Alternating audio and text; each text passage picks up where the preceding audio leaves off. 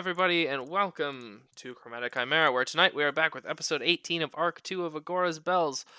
We are nearing the end of this campaign, so the excitement is brimming in everyone. Tonight we have the usual cast and crew playing the usual characters, because nobody has died yet. So hopefully that can continue. So last time... Came real close. Yeah, recently. So last time on Agora's Bells, what did we do last time? It was so long ago. We almost died to something, that's for sure. Double dragons, man. Yeah. We fought two dragons, two of the last Darun dragons, and now have all the pieces to uncovering the mysterious name of Matriarch. We also recently recovered the Staff of Ruin, a strange staff from the depths of hell that were origins unknown at the moment. We talked to Saren's mentor in the Order of the Weave, Quill, and he's going to try to help them out with it now that they're at the island. So very last thing that happened is that you met just a real hunky guy, white dragonborn, and he greeted all of you off the boat as you came down. So you apparently have insulted his pride, as he is now walking away towards he's supposed to be like your tour guide, you kind of catch the drift here, but he's walking pointedly in the opposite direction, away from you, kind of grumbling under his breath. So, if you would all like to take it away from here. Oh. Wait, please. You just call after him. Yeah. He turns around in a huff and he's like, well, I've been waiting all day. We've been waiting. All right, I'm sorry. My name is Kruk Hazel. It's a pleasure to meet you all. Likewise, I'm Saren Calvor. Our apologies. Oh, it's fine. You all don't have to introduce yourselves. We all know who you are here. You know who we are here, but how? Well, everyone's talking about you right now. Well, Quill's here, and he never quite shuts up, does he? So. Right. Mr. Kukulua was. Where exactly are we going? Well, Shield Mom, I believe, is the affectionate term. There's a tower over here. The Order of the Weave has all assembled. We're waiting on our last few members, and there's supposed to be a meeting of sorts today. 1, to appoint a new member, and 2, to talk about the, well, there's not a better word than crisis facing Talencia at the moment. So when you say that people are like talking about us, is this like a good kind of talking about us or the bad kind of talking about us? Well, I feel like I need to ask. Well, I haven't been in every room, but from what I've heard, mostly good. Sweet. I mean, yeah, of course, naturally. Right. Well, anyways, after me, here. And he just starts, like, hiking up a path. He has this big, like, gnarled kind of cane that he's kind of walking on. He's definitely favoring one side. He's kind of laboriously walking up the cliff. Follow. Cool. So you follow and you wind through this kind of like it's strange because it's like paved, even though it's in the middle of nature. This little paved like cobblestone walkway, clearly indicative of like, you know, a town that used to be here that is maybe not so much here anymore. And so he just continues walking. And he's like, yes, well, we established ourselves in the island 300 years ago, and he just begins talking and giving you the history that you probably didn't ask for.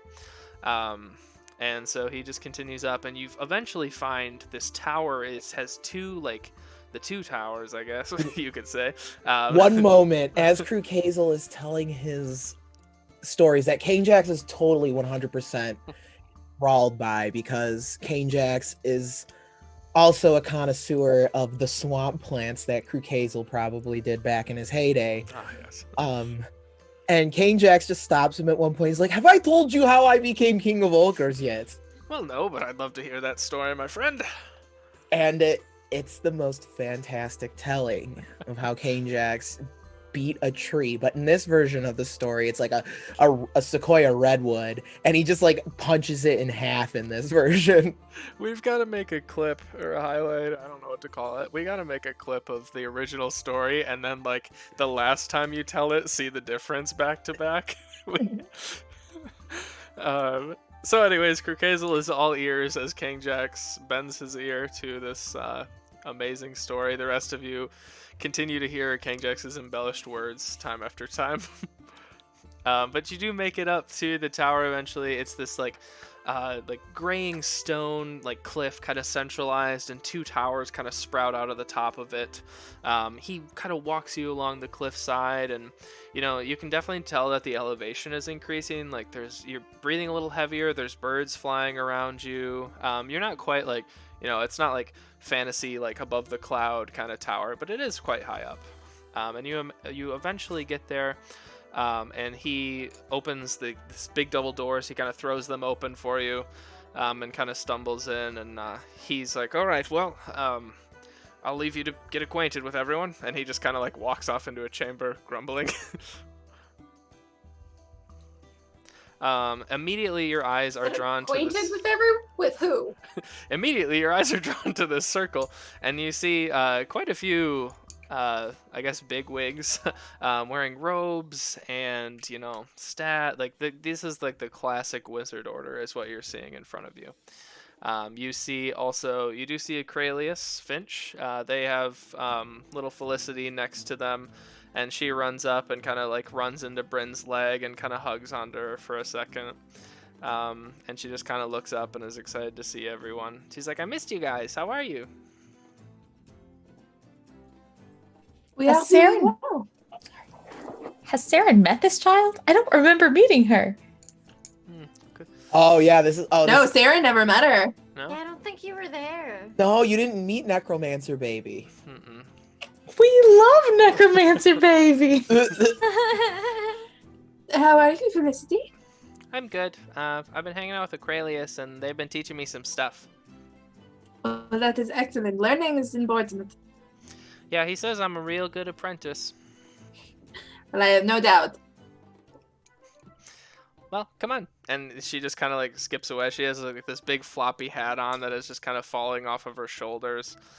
She has like her version of a staff, but it's really just a tiny stick that Acralius probably dug out of the woods somewhere.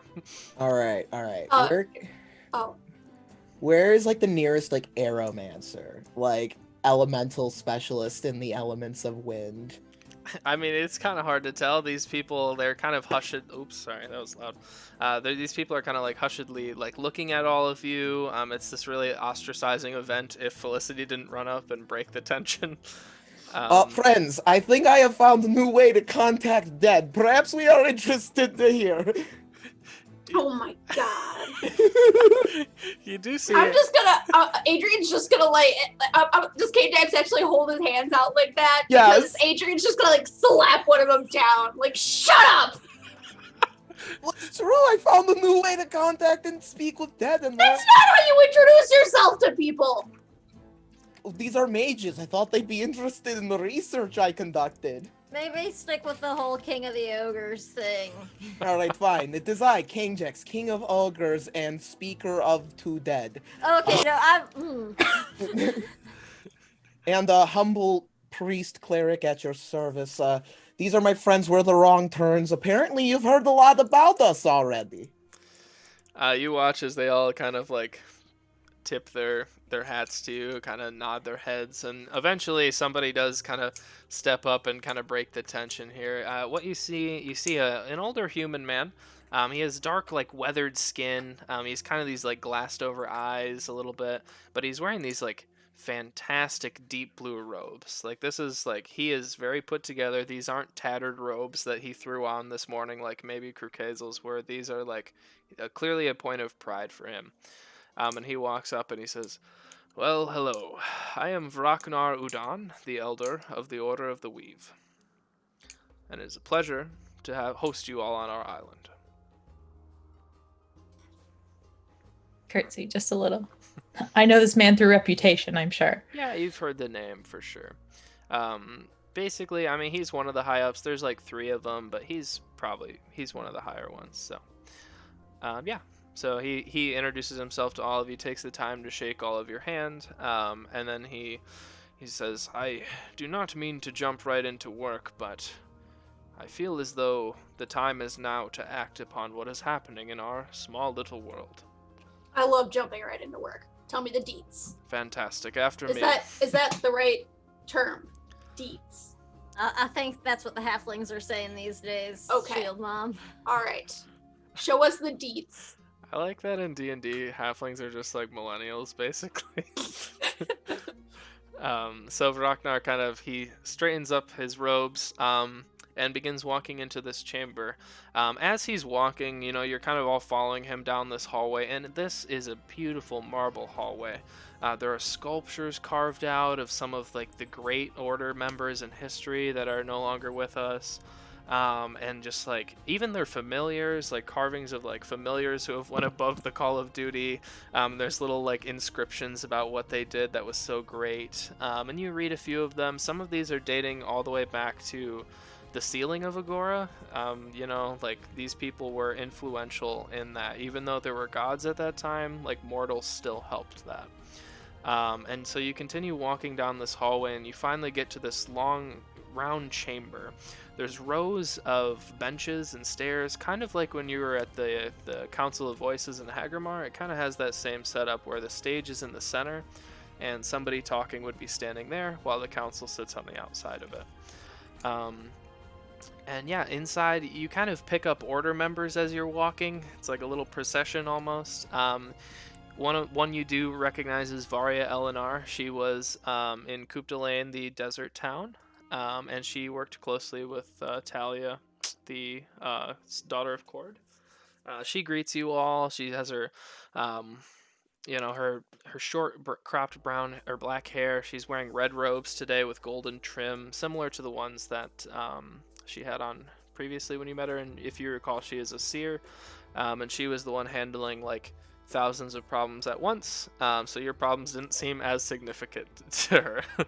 But she has made the time to come to this meeting.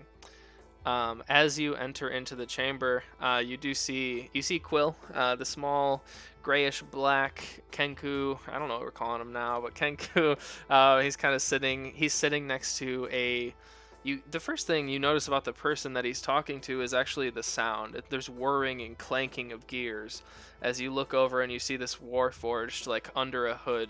He has like golden gears and blue paint like smeared across him years ago and different runic etchings and circles intertwining. And you see as Quill kind of puts his hand on this individual and props himself up, and he turns around and he's like, "Well, Saren, I didn't expect you to be so soon." Our business concluded more quickly than expected, so we decided to make our way here. Well, that's always a good change of pace. And he's just like smiling from ear to ear, clearly happy to see you.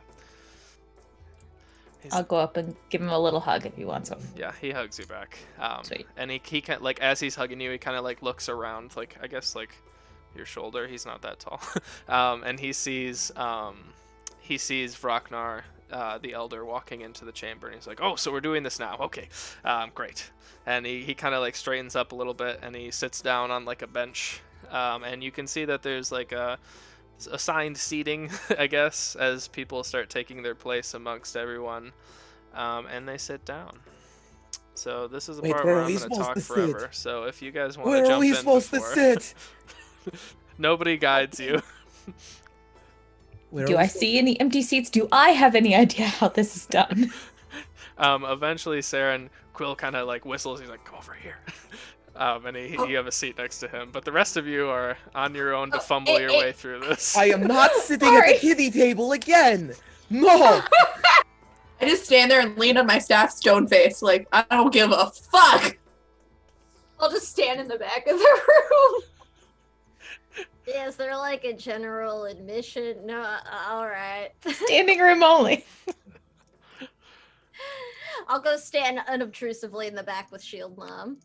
Yeah, I'm just gonna lean in the back, and I'm just gonna light up and stand with Shield Mom. And I was gonna invite everyone to come stand by me, but then I see KJ light up, and I'm just like, never mind. Gotta spark up before the big meeting, you know. King Jax, as you're doing that, like you just feel this like gust of wind, and it just blows out from one of the many 30-some wizards in the chamber. Fuck! Oh, come on! None of you appreciate herbomancy? There's a few glares. Let's not get Saren in trouble with our shenanigans today. All right, so I need to ask before the meeting begins. Which one of these wizards looks like the chillest wizard? Like, they're probably actually just Snoop Dogg done up like a wizard. Yeah, so I'll describe a few of these people just because it's fun, and I have 33 NPCs in the room. So as Kangjax, as you kind of scan across like the room, you do see a few familiar faces before you get to the chillest one. You see Rexambrand Brant. He is this just old as shit old human guy that you actually all met in Briar. And he was losing his magic, and he was actually having his familiar do it for him to try to fool you all. So you do see him. He's got this long gray beard, probably to the ground. It's kind of curling up on the end, and he's just kind of sitting there alone. It seems like no one has the assigned seat next to him, and he's kind of dozing off as he's sitting there. Oh, fuck yeah. I'm going to go sit next to him. He's like, oh, hello. This seat's open if you'd like. All right. Sit down, plop down, like get real comfy. You see under his robes, they're kind of like laying over the bench. You see a little snuff box that he is like crammed under his robe. All right. So what's on the agenda for today? What? Well, there's these new group of adventurers that are supposed to be coming, and they're a real weird bunch from what I hear. But oh, really? Yep. Well, tell me more about. I heard the one is like the coolest guy ever. Haven't heard that, friend, but I did hear that they have these rocks or something. They carry rocks around, and I'm like, what's the big deal about rocks? Oh, like this, and I pull it out and show it to him. Exactly like that. Yeah. See, what's the big deal? You have one. What's so special that they have one? Right. What a bunch of I heard the one wizard. She's real cool, but she doesn't like to share her spell book. You know what I'm saying? Selfish, of course. Right, what a bunch of bingle boppers. If we didn't share our spells, where would we be? I've made a few spells on my own. Well, isn't that what the Magic Academy is, after all? Is just a sharing of magic spells? Exactly. I'm glad we're seeing on the same page, Ratosh. And he calls you the wrong name and kind of pats you on the shoulder. And I'm gonna fucking roll with it. That's awesome. So yeah, just for the record, he thinks that you are one of the masters. So I am a great master of magic now. Add that to my titles. I'm like the fucking guy in Skyrim who becomes the arch wizard when he's a two-handed build.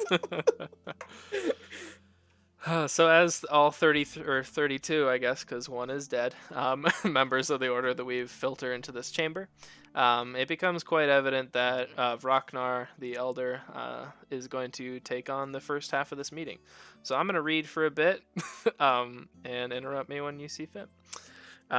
So he calls to order. He has a little gavel on like a pedestal that the pedestal's only purpose is to be hit with a gavel. And everybody kind of hushes up after a while. You hear a few like subtle laughs in the background as things die down. He steps up and he says, "We have 2 orders of business for this emergency meeting. The first, we will be voting on a new member today. I know all of you have brought your apprentices as well." And you look over and you kind of see like Felicity sitting next to Acrelius on the bench and just other apprentices and things. Saren, probably a few people that you recognize here and there. Nobody maybe that you're really close with, but just people you've seen before. And then the second, we will be discussing immediate action for the threat of the fiend that goes by Matriarch. The first, a happier sort of business. Are there any masters who feel their apprentice is ready to be indoctrined into the order? There's a beat of silence kind of around the chamber, and you look over, and Felicity raises her hand, and Acrelius kind of like pulls it down, and it's just this really like kind of sweet moment. And then Saren, Quill smiles at you, and he stands up, and he says, "I wish to nominate my apprentice, Saren. She's grown incredibly over the course of her studies.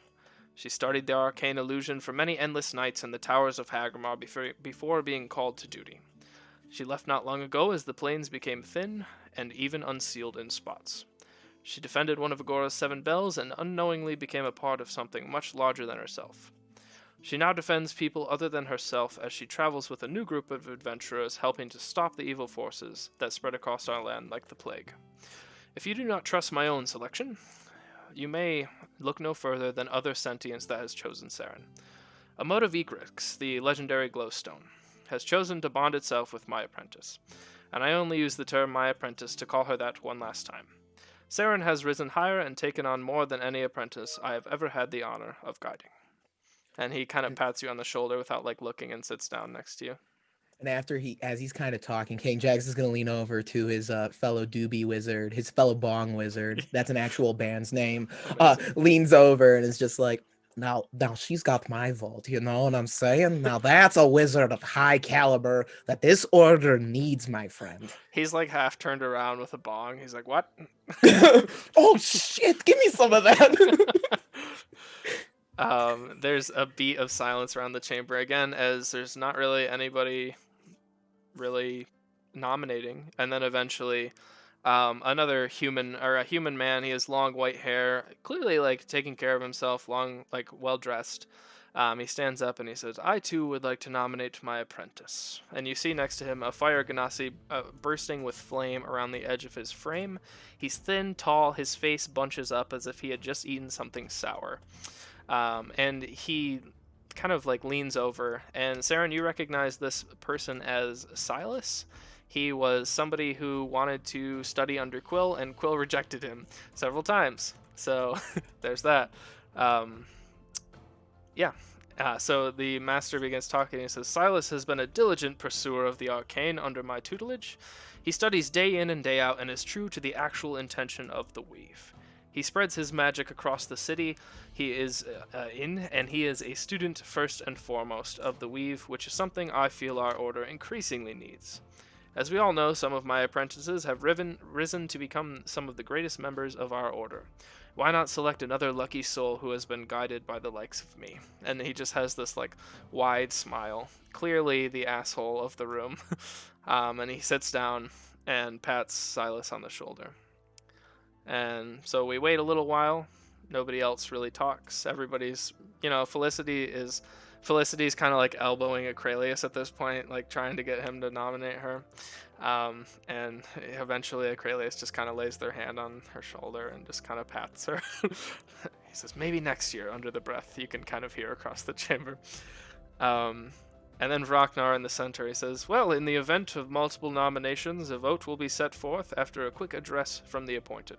But first, does anyone second these nominations?" And I do!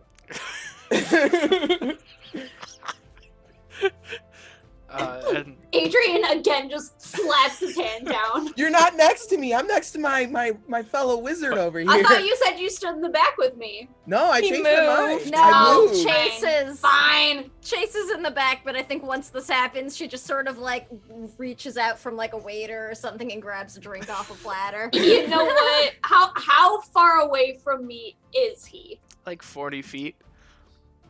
I am going to tackle him. Amazing. What? I'm 40 feet away. So let me get this Give right. me a running start. I'm going to say that just happens. Shut up! What? Ragnar is just kind of looking around. Are there anyone who's actually a member that would like to second this? As he's just watching Adrian pin Kangjax to the ground. Oh my god. Eventually, Varia stands up, Varia Eleanor, and she said, I would like to second Saren's nomination. She helped us defend Coupe de Lane, and she was invaluable during those days. And she just folds her hands and sits down. I'll give her a grateful nod. There's a longer beat of... There's been a few awkward pauses during this, but there's a longer one here. And then eventually the unnamed master that nominated Silas kind of shoots a glance across the room, a very pointed glance.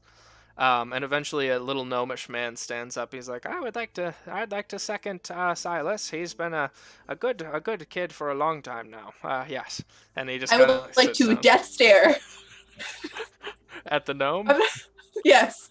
I'm not moving on, but I lock eyes with him and I glare. Make a communication check. Let's see how you communicate this to I him. am shit at this, but you know what? It's fine. No, actually, I have a +4, so.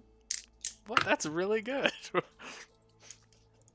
Weird, because I was not charismatic when we were playing 5e, but I'm much better now. I stunted, if that matters.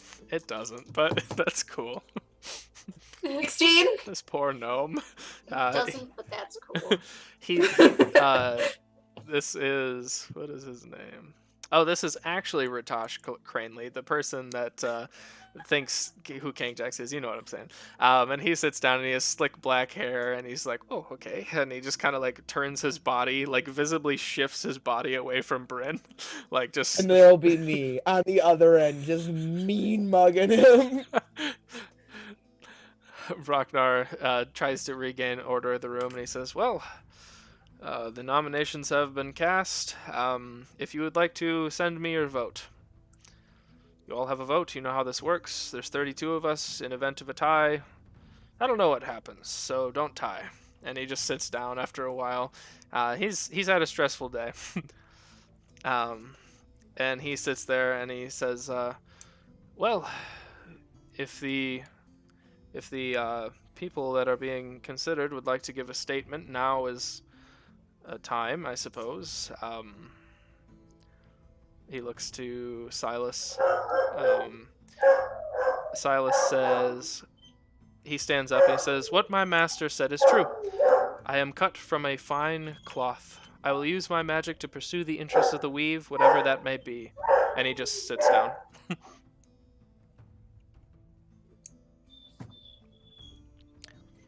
I'll stand up. I've been studying under Quill for a very long time, and I have a lot of hands-on experience. And I believe that that experience could bring a lot of benefit to the Order.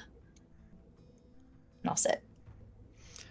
There's a few people you can tell that have already like telepathically sent Ragnar the vote before like either of you even talk, not just you, but Silas as well. But a lot of people are waiting. You can see there's not the whoosh of the hand as the sending is sent, and you see a few people kind of nod after yours, and yeah.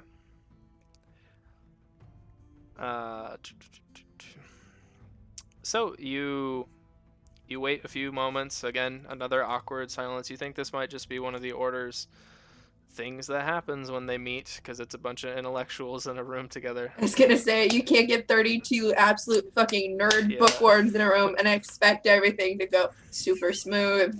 Exactly. Social ability? What's that? So eventually, Ragnar stands back up, and he says, all right, with a vote of 22 to 10, Saren, congratulations. You have been inducted into the Order, of course, if you do so accept. And he smiles. Of course. Thank you. Everyone starts clapping around the chamber. Quill stands up and gives you a big hug. And Ragnar comes over and shakes your hand and says, may you serve the Order with aptitude. And he goes back. He's clearly, like Lucy just mentioned, not one that is super talkative or good with words. So he goes back to his bench, and he actually sits in the audience now, and Varia comes up to the pedestal. Varia gets up and she's like, normally there would be a little more pomp and circumstance, Saren, but you'll have to forgive us today as there's another thing on the docket. We'll help you transition into the Order after all of this. And she's she's congratulatory, but also like, okay, this is really pressing. So let me find my notes. I did not label these well. Okay, she stands up. She says, now on to the matter of Matriarch. Here is what we know. Matriarch is a powerful fiend that, while the plains were completely sealed, was putting an end to the blood war and unifying the cause of devils and demons alike. Every major city around the globe is currently being occupied by a fiendish group of some kind. This happened seemingly overnight the past several days. Many of these major cities cannot or will not send us aid. We assume either that Matriarch has somehow worked her way into them, or they're too assailed with demons to help. Matriarch herself is in possession of a suit of Ecrix, similar to the ones the Wrong Turns have. This suit allows her to exhibit control over people who were not born on this plane. This was exhibited early on in the form of dragons in our world, and has even spread to people born on our plane who do not have a mote of Ecrix to protect them. Recently, one of our own, on the way to our meeting, spotted a large group of fiends guarding entrance to a passage of land on Theroboros, the segment of land being Agora's belt. The only known occupants of the belt are Agora cultists. We have to assume that it has something to do with Agora after the breaking of several Agora spells and the significance of where they are. Our order will be of no use in a straight-on fight with her, as she would just control us in our magic. However, we can fight her followers and give the Ecrix-bearing Wrong Turns enough time to find and defeat her. We have put out a call already to assist. Put out a call to assist and called all of our friends. With a little help from Togue, Leonhart, we have stretched the Wrong Turns' namesake, and their allies have heeded the call. We will be going to meet them tomorrow. Even if the Wrong Turns refuse to join us, we need to try, as I don't need to inform you of what happens if we do not. There are no gods this time around. The task falls to us to protect Telencia. Wrong Turns, I heard Kit mention the steps needed to defeat Agora.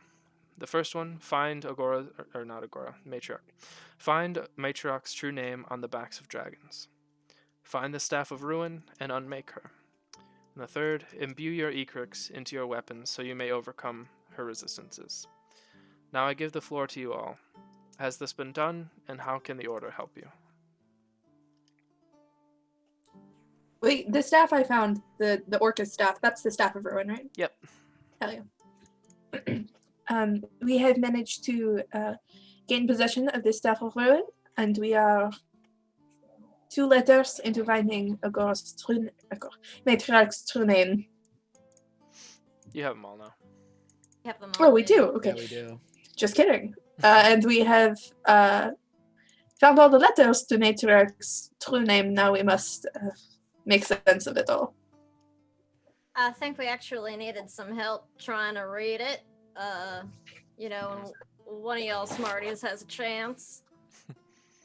And then we will probably need help with the imbuing of Ecrix into weaponry or whatever form it needs to be in to harm Matriarch. And we could use some assistance working out the secrets of the staff. Of course. Varia stands up again, and she looks over to a drow woman. The drow woman has like long white hair with like purple fringe on the end. She's wearing this like beautiful black lace dress. She is the most over-the-top person in the room, and people seem to be like, it's almost like there's certain little cliques in the inside of the order, and people have kind of gravitated around her as the center. And she looks over and she's like, "Yes, I will help them." And that's like all. She doesn't elaborate at all. Varia says, "Okay, Elise is an artificer of sorts. That's not quite the right word, but you'll see it in action." And that, yeah. And she just seems really uncomfortable as Elise kind of like stares at her. As far as the staff, I suppose Quill and I can take a look. And she looks over to Quill and he nods gravely. And then as the name, if you'd like to just give us the letters you have, we can try to decipher it. I do that. Okay. Let me find my notes. I did not organize these well at all. I don't know what the letters actually are. So. They're not even in common. They're like, yeah, there's some they weird were in something. Infernal, I think, or something. They're an infernal like or that. abyssal. Yeah, it was like a weird combination of, yeah, I remember. It was like fiendish, essentially. None of us can read it. It was proto-fiendish, basically. Yeah. So yeah, you present the gross flaps of scale. And Varia actually like collects them in a hand and gives them to Codelis, the Warforged individual that you saw talking to Quill when you entered. And he's like, "I will make sense of these." And he just leaves the chamber. Nobody stops him. And so he's gonna go do that. Varya says, okay, Sarah and Quill will show you what, orientation, I guess, to an extent right now. The rest of you, if you want to go with Elise and try to imbue your items with Ecrix so it can help defend you, that might be best. And then the rest of us, and she looks to the order, she's like, prepare yourselves, gather the allies you can, and you know where to meet, okay? We'll be going tomorrow. Again, I will talk to the Wrong Turns and see if they are willing to help. If not, we still have a duty to do. And she smiles to everyone. And meeting adjourned. And she bangs the gavel. And Vraknar stands up and bangs the gavel as well. And meeting is adjourned. So I'm gonna let you all roleplay for a bit because I just talked for like 20 minutes. So I mean, this is endgame content though. Like you gotta build that, you gotta hype that shit up. I get it. Like I was like when you were like sitting there basically explaining the odds we're up against, I'm like, yo, this is our Helm's Deep, y'all. Yeah. This is where we make our stand. Just this is our moment. I will take the ring to Mordor. Right? Fuck. Like, let's do this. Like, you that's have my shield. You have my staff. You have my dime bag. They technically lost Helm's Deep. So... Don't say it. Technically. I mean, I'm not expecting the Wrong Turns to come out of this with a big fat W, okay? The movies went fine. They won in the end. It's just not that eventually. Bad. There's only like 2 main characters that died. I cannot carry the ring for you. Oh, sad. Happy sad. Yeah, so the rest of you kind of leave the chamber. Elise is leading the way for the 4 of you. Sarah and Quill is guiding you up the stairs of this twisting tower. So if anybody wants to chat, I mean, even with the order members, that's fine too, but I want to give you all a chance to roleplay as well. I will go to Saren. Congratulations on your promotion, Saren. Thank you. It means a lot. I hope we can figure some things out now. Yes, as do I. It's a variety of puzzles that have been frustrating me. We love a good puzzle. Ordinarily, yes, but ordinarily the fate of the world does not hang on such puzzle. True. That's very true. Oh shit, wait. Isn't the order like infiltrated by people who serve matriarch? Isn't that a thing? Uh-huh. Cool. So we have that puzzle to work on. Yes. So far, I mean, that other guy that had the other nomination seemed like an asshole, but I have seen no signs of a traitor so far. I mean, we know there is one, but I don't have any suspects yet. I don't think they said anything that Matriarch wouldn't have already known anyway at this point, because I think she's gonna know that all of the dragons carrying her name bits are defeated. And that's true. And we're the ones who've been the eternal thorn in Matriarch's side, so it's only assumed it's our fault. I think the biggest concern is, and I sort of like pointedly drop my voice just in case, I'm like, I think we need to like not broadly tell the full order or anything about where the island is. I agree. Well, I am concerned that once we start drawing up battle plans and strategies for the actual assault, then having a traitor in this will become truly a pressing issue. All right, that's why, friends. Now, Bryn and Saren, you're the smart ones. Blossom, you're definitely the sneaky one. Adrian, Muscle, and me. Here's what I've got in mind. We draw up strategy with the weave, right? But us, we are the Navy fucking SEALs, baby. The what? Sorry. It's a term from back home. We're the specialists. We have a secret plan in the mission that the rest of the weave doesn't know what we're doing. And we only really tell Quill and those that we know we can trust about this. I think I can help with that. I have a spell that will block any other spell from interfering, so we can probably talk without people overhearing, which will be nice. Also, I think that now that we've been pointed out, we might need to be on the lookout for assassins. So maybe don't go anywhere alone, at least buddy for the system. moment.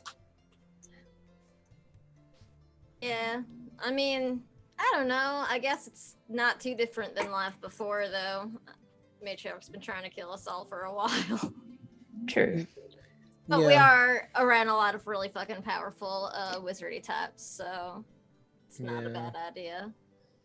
All right, well, I'm excited that maybe we'll actually, like, be able to put these e-cricks to some good use. Maybe that'll help, like, even if Matriarch knows about it in advance, I don't think there's much he's going to be able to do, so long as it works.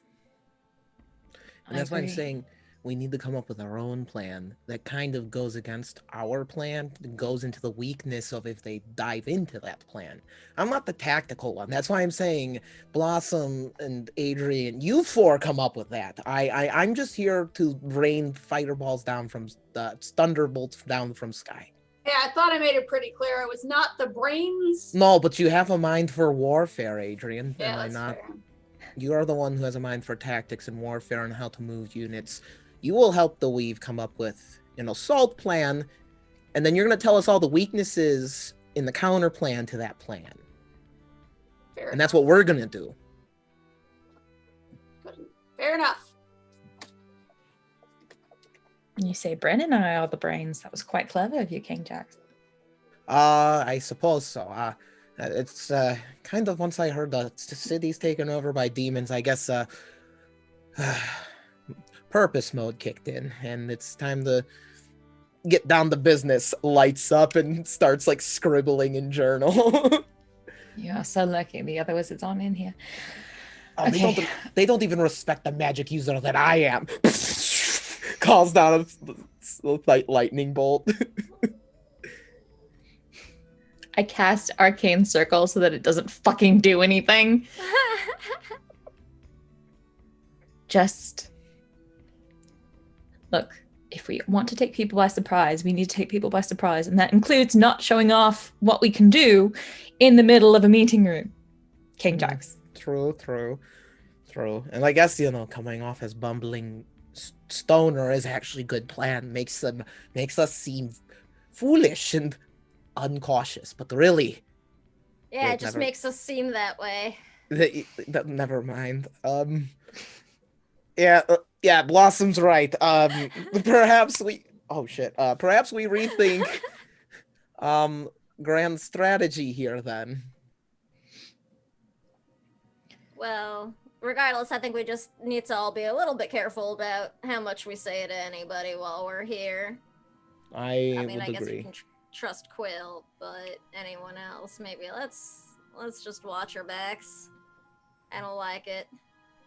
I'll actually turn to Quill and say, Quill, is it all right if they come with me for this orientation thing? I'm really not comfortable leaving them. Yeah, sure. That's actually what I want to talk about. It's fine if they come up the stairs with us. But there is one part that you'll have to do without me, too, alone. You get to meet the Weave when you become a member. So, they're upstairs. They kind of live there, so. All right. They won't let me come with you, so. Perfect. It's kind of like your first thing without a tutor? I don't know. A mentor? Good word. Thank you. I'm known for my words. You're always smarter than me, so. Okay. All right. Then I'll look at the group and be like, okay, well, let's head upstairs and I'll get this done and then we can plan. Yeah, that sounds good. And then we gotta get our e-cricks taken care of, because I mean, the last time we saw Matriarch, that was the only thing that did anything to her. I agree. I need something to... It's just Blossom's tail whacking you in the face. Oh, sorry. I need to find something to put my e-cricks into because I have not anything. I don't have anything to put it into at the moment. Remind me, Chris. It's like, we'll take were we able to use them as just straight up spellcasting focuses last time? Yeah, you can. It was just reduced damage. So I will say, just like meta-wise for spellcasters, probably put it in your focus. You know, melee people probably put it in your favorite weapon. It literally, the only like mechanical benefit is overcoming resistance. So you won't like get extra damage and stuff. It's just, hey, you can actually hurt the big bad. So. Right. Yeah, because I think the last time it was just Blossom using it as a like rigged up focus, like on the spot. Yeah. All right. So you, Saren, you ascend the spiraling stairs. Everybody kind of in tow. Yeah, Quill, you can kind of tell that he has like a lot of like pride, and he wants to say a lot, but he's just kind of not in fear of crying or anything like that. So he's just kind of like walking up a step ahead of you, kind of like looking to the left if you were on the right.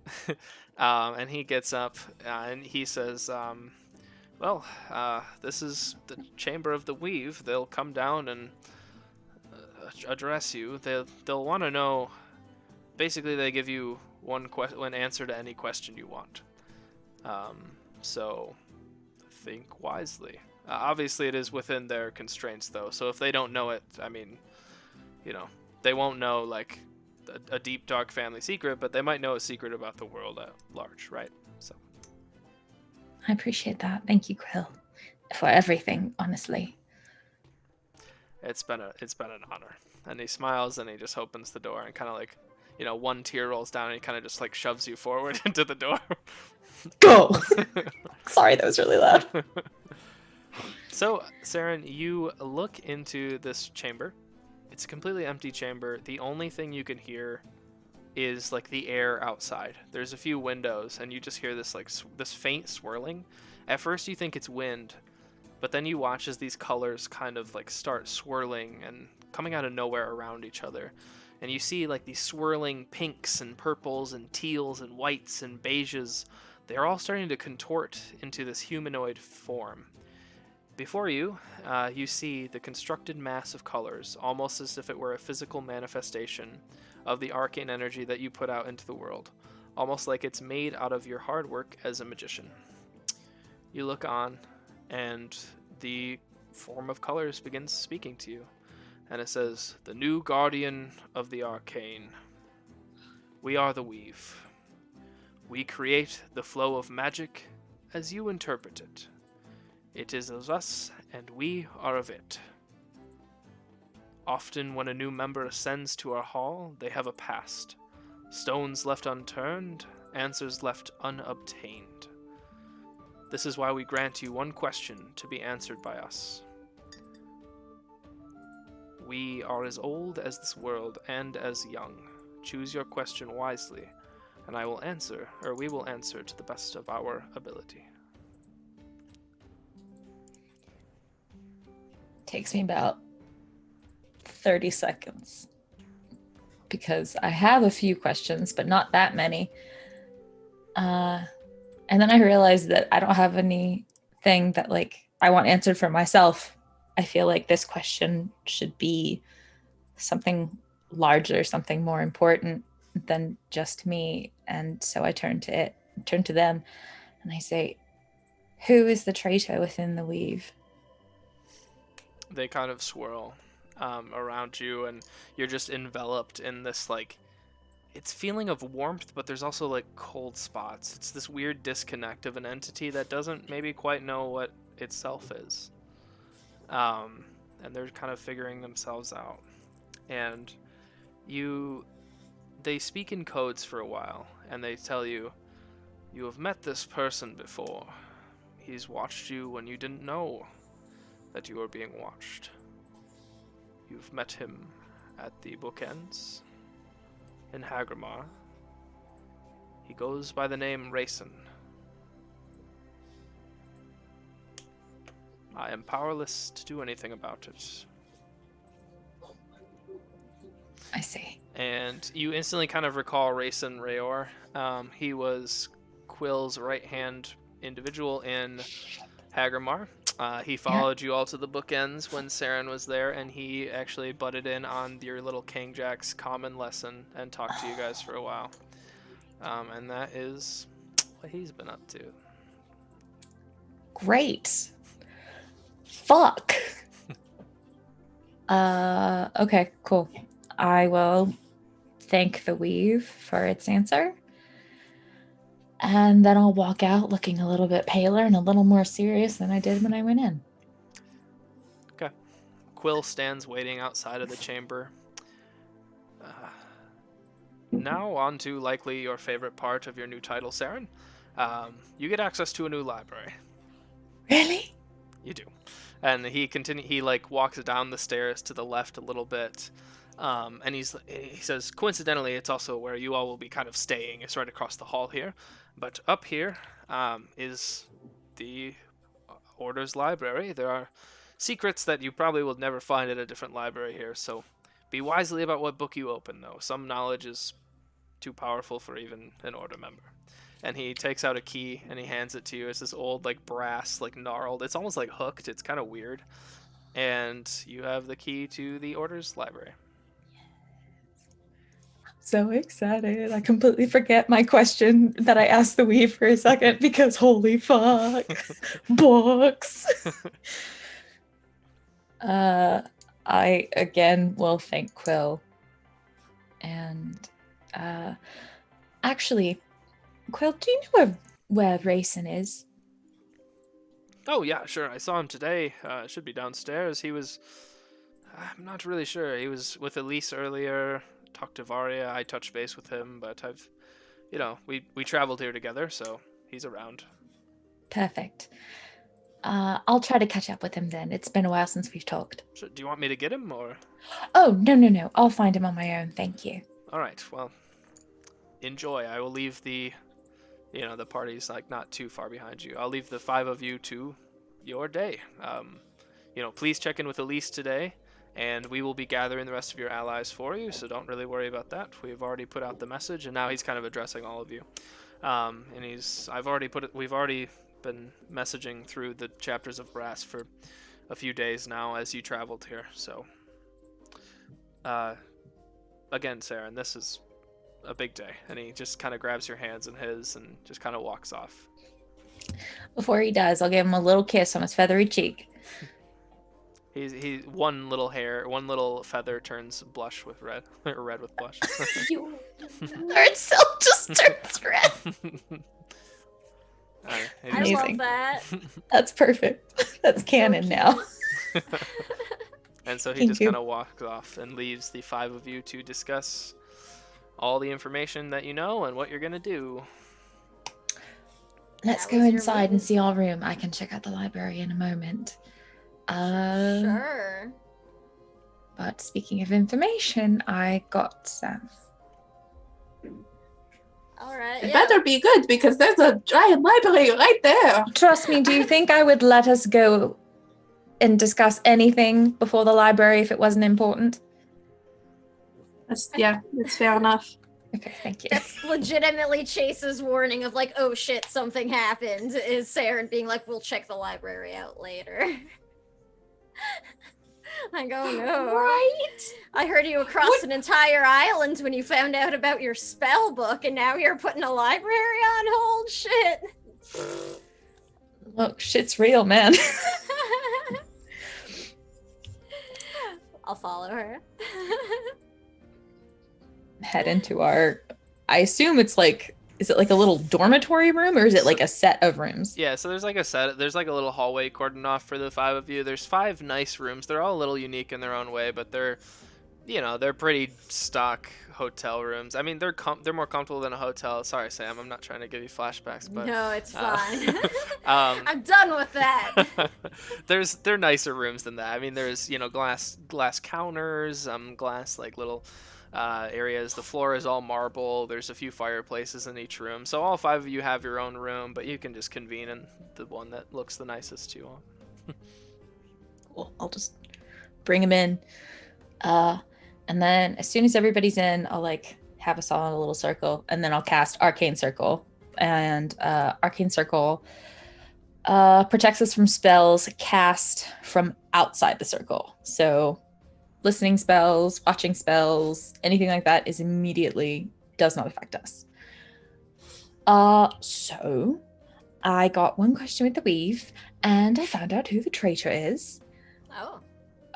Turns out it's Quill's right-hand man, Rayson. Did I get that right? Is it Rayson? Okay.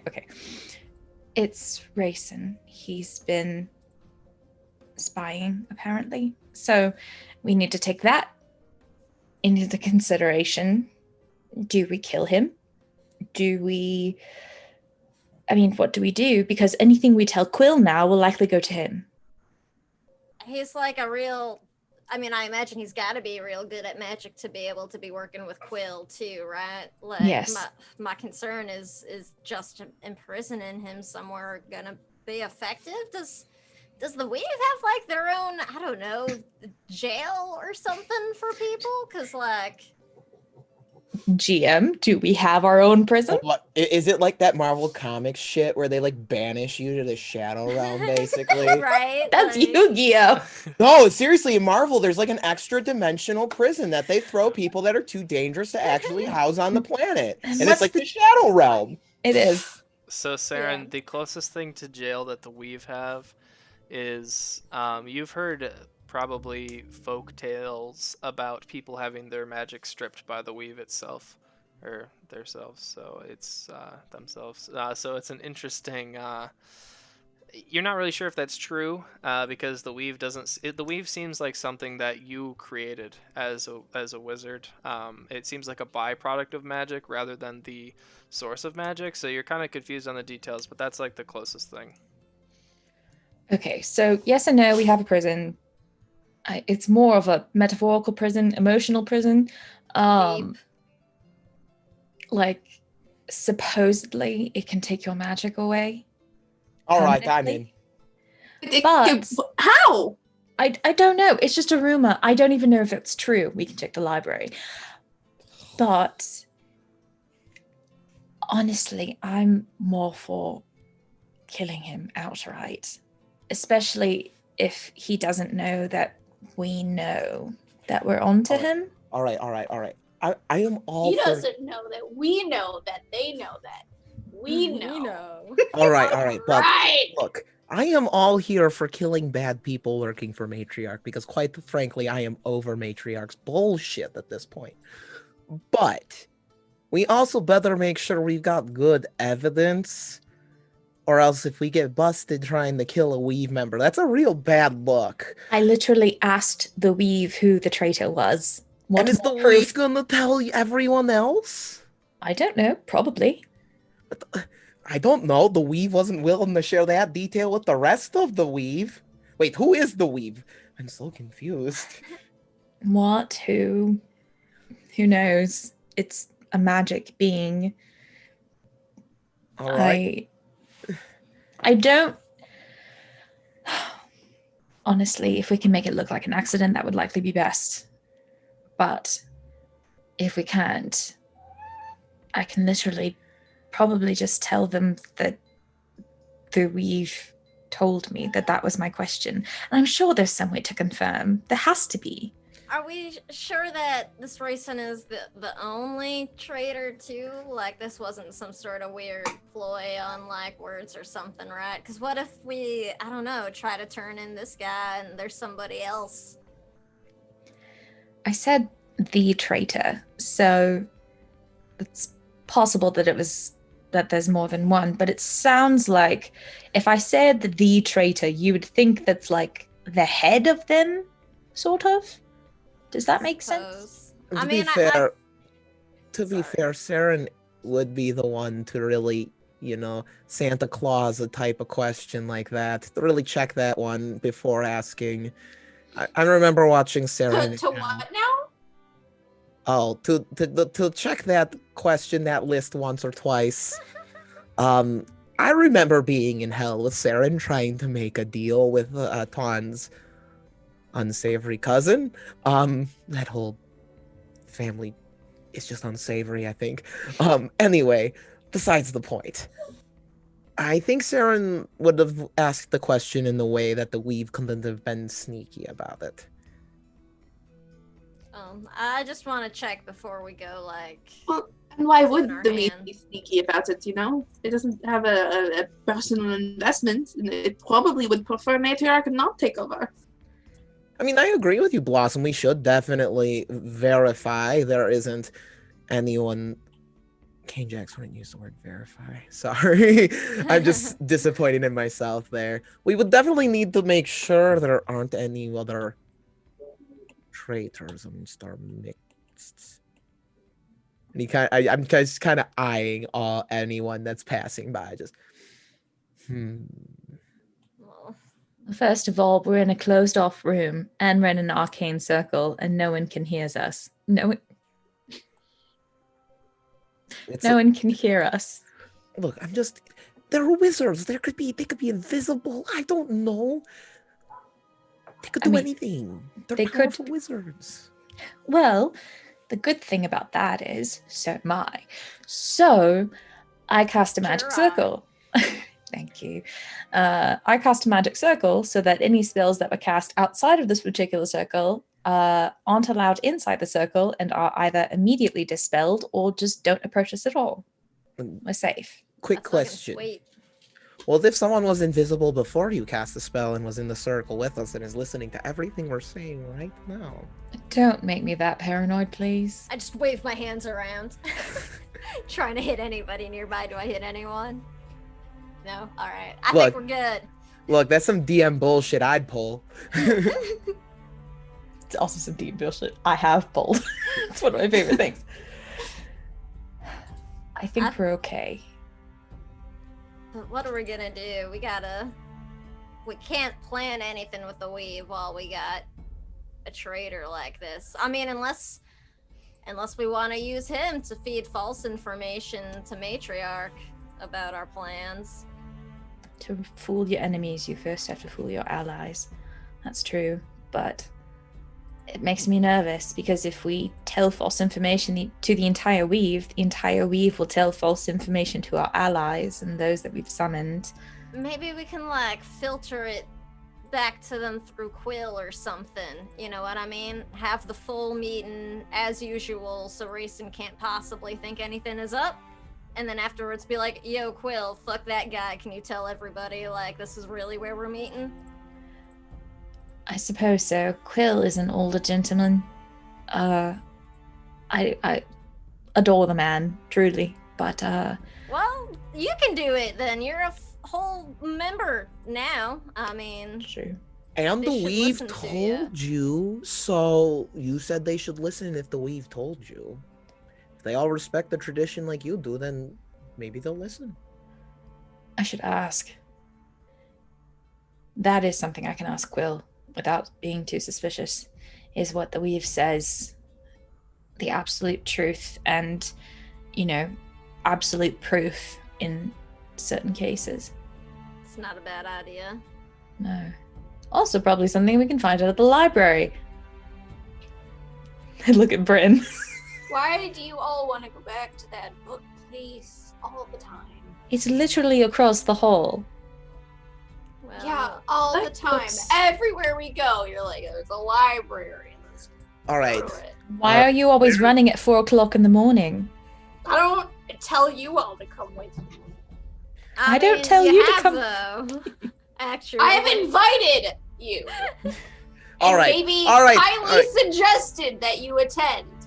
However, all right, that's it. King Jax just holds the joint out.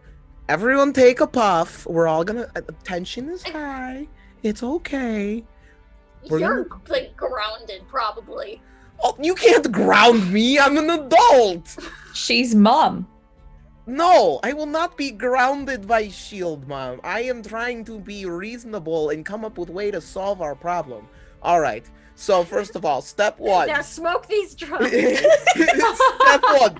Let's coke I'm up. trying to be reasonable here. Step two. Where's the bar around here? I'm hungry. I'm sure there's one nearby. I don't think... GM, is there anything in the tower that, has food? No, I Is it mean food you court? you kind of get the sense that high archmages just kind of make their own food with a wave of the hand.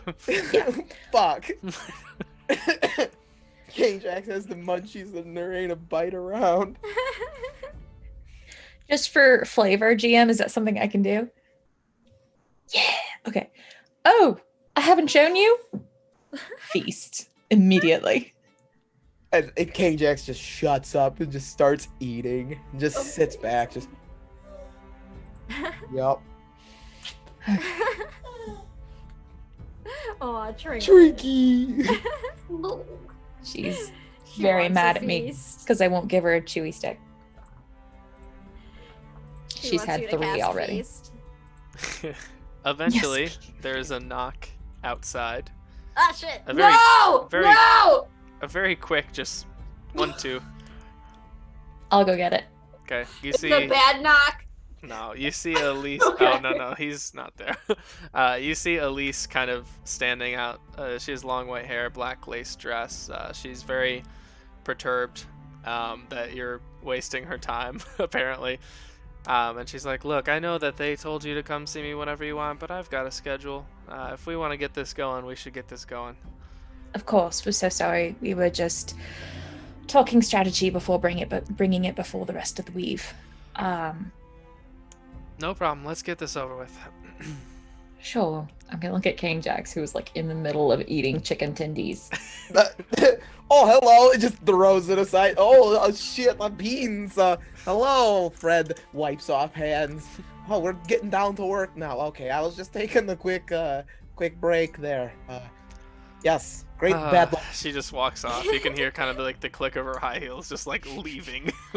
I picture King Jax's E-Crix just like rolling around in some barbecue sauce or Oh, something. Like... He's Ranch. Yeah, he's totally using it as like a Scotch rock. It's just awesome. The worst. He just Absolutely chills it wrong. with magic from his hand and puts it in the cup. So she like leads you up past the library, and you know the two of you that want to go to the library, you kind of look at it longingly as you pass by it another time. Yeah, just like that. And you look across, and she kind of opens up like it appears to be like a little workshop. Basically, it's not very far away from your rooms or the library. There's paper sprawled out, and like there's just a ton of stuff going on.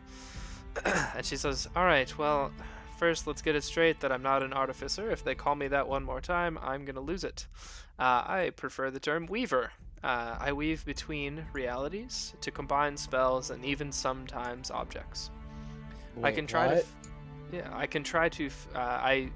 She said, I weave between realities to combine spells and even sometimes objects. I can try to phase your glowstone into weapons to overcome Matriarch's resistance. It'll take a lot of time, so please choose the weapon in which you would like the stone placed." I hand over my fire staff. Can I put it in my shield? Yeah, that's fine. That's fucking awesome. Yes. Fuck. I don't have anything. Shit. Saren, you hear like footsteps up behind you, and you see Quill coming up, and he's like, "Oh, good. Here." And he hands you this like staff, and it's like wooden, but at the top it transitions into marble, and it kind of swirls up at the top. And there's space for like a gem, like an E-Crix or something else that you'd like imbued in it. And he That says, is the best Disney villain stuff. I loved it. And he says, "Just trust me. This one's really good. It has some special properties. I'll write them down for you. Actually, you'll thank just you. learn them. You'll learn them when you attune to it." And he just hands it to you. Excellent. Thank you so much. Just drop big ass hammer in front of puny mage. Just. King Jax. All right, so we got the fire staff, shield, the maul.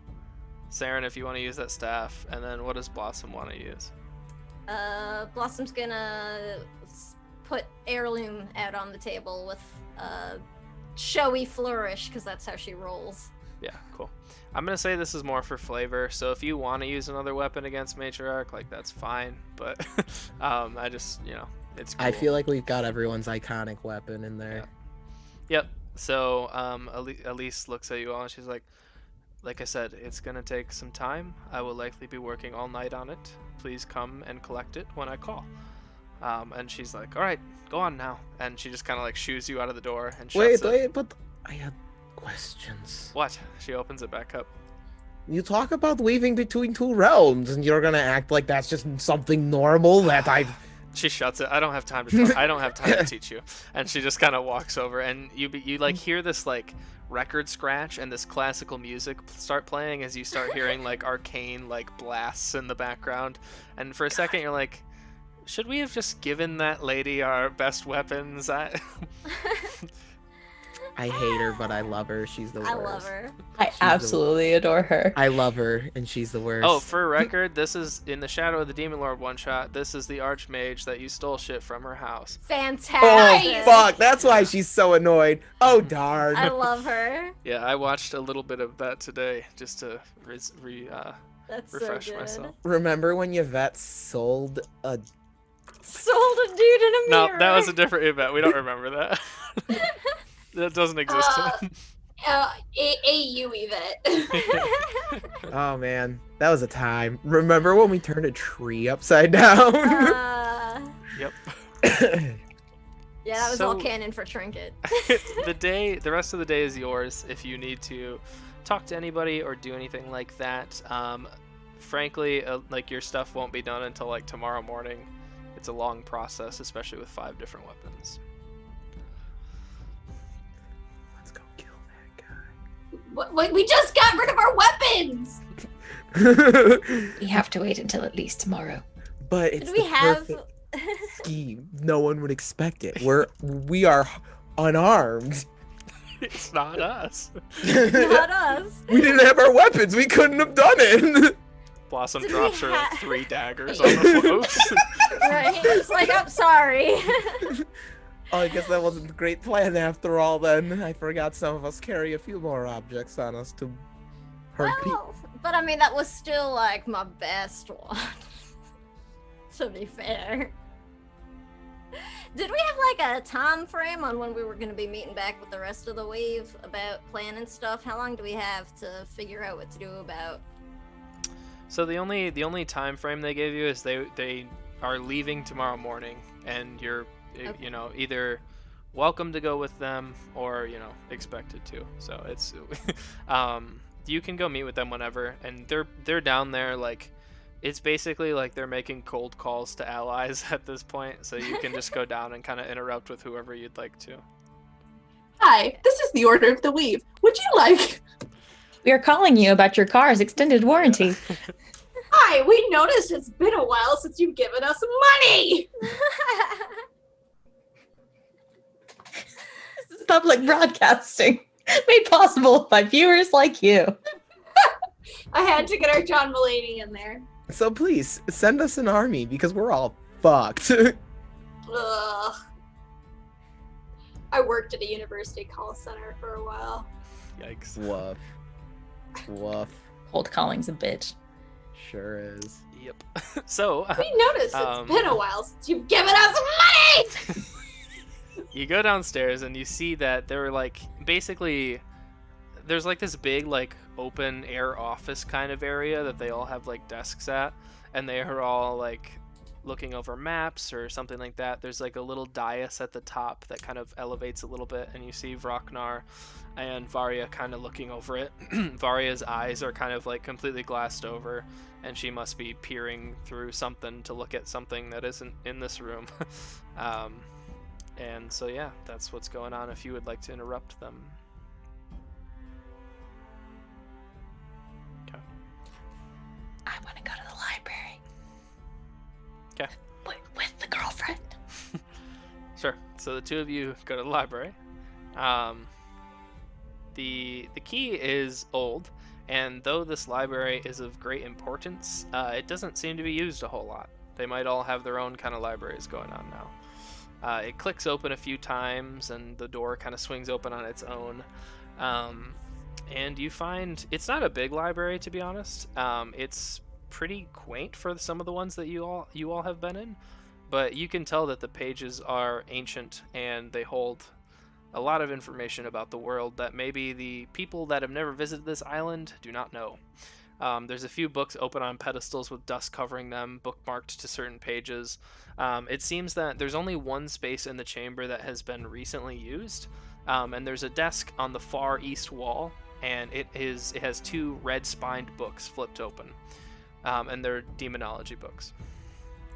Can I check that out? Sure. Yeah, it just has a bunch of different fiends and weaknesses, ways to harm them, exploit them in combat, outsmart them when they're making a deal, things like that. And they're just handy little demonology guides. I want to look and see if... Essentially, I want to find the equivalent to iocane powder. Odorless, tasteless, and completely deadly. Okay. Dissolves instantly in liquids. So, you thumb your way. There's like 2 sections basically. There's like the historical section, and then there's like the arcane section. In the arcane section, you flick through a few spells. Go ahead and give me a perception check, just to see how well you look for stuff. Oh, you're talking to the queen of the library. Okay. Oh shit! Nice. Stunted. Doesn't matter.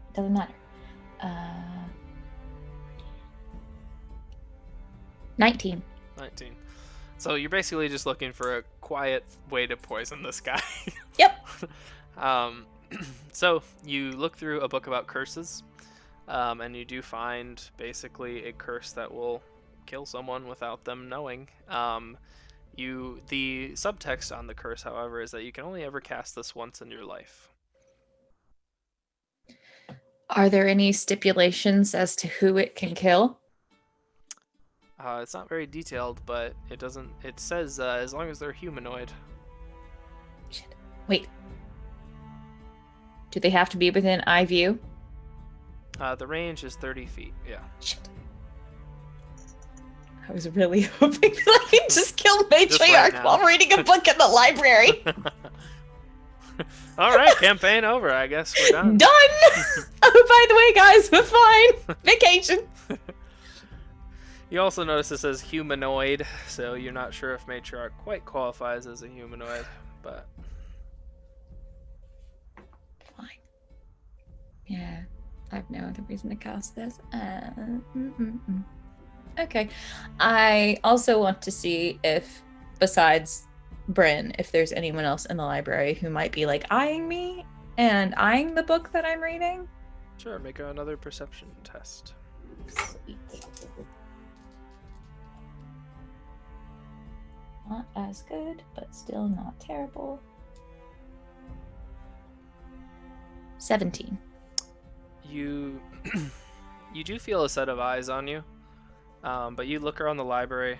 It's kind of like deathly quiet, except for the wind whooshing outside again. There's a little second-story balcony that kind of overhangs and looks. You go up there. It's more relaxed. There's some couches, like relaxing spaces, a little fireplace. There's not, like, one of the corners of the rug is kind of up, but you don't really see anybody. You just feel like you're being watched, though. Great. Perfect. I'm gonna look through a few other books, just for grinsies, and also this is a fucking library, of course I'm gonna read other books, and try and throw them off. Sure. Is there anything, either, I guess, Saren or Bryn, like either one that anything you're looking for, really? I would like to see if there's literally anything I can find that might give us a leg up on Matriarch. I'll help. Okay, so the two of you kind of peruse through the world history kind of section more, because the demonology book is kind of exhaustive and not really helpful. I'll just say Bryn, because you haven't rolled yet. Bryn, if you want to make a perception test, you may do so. Probably perception searching if you want to make it specific. Can I provide advantage? Is that a thing? I don't really know. We'll say a +2. Sweet. Excellent, because that was bad.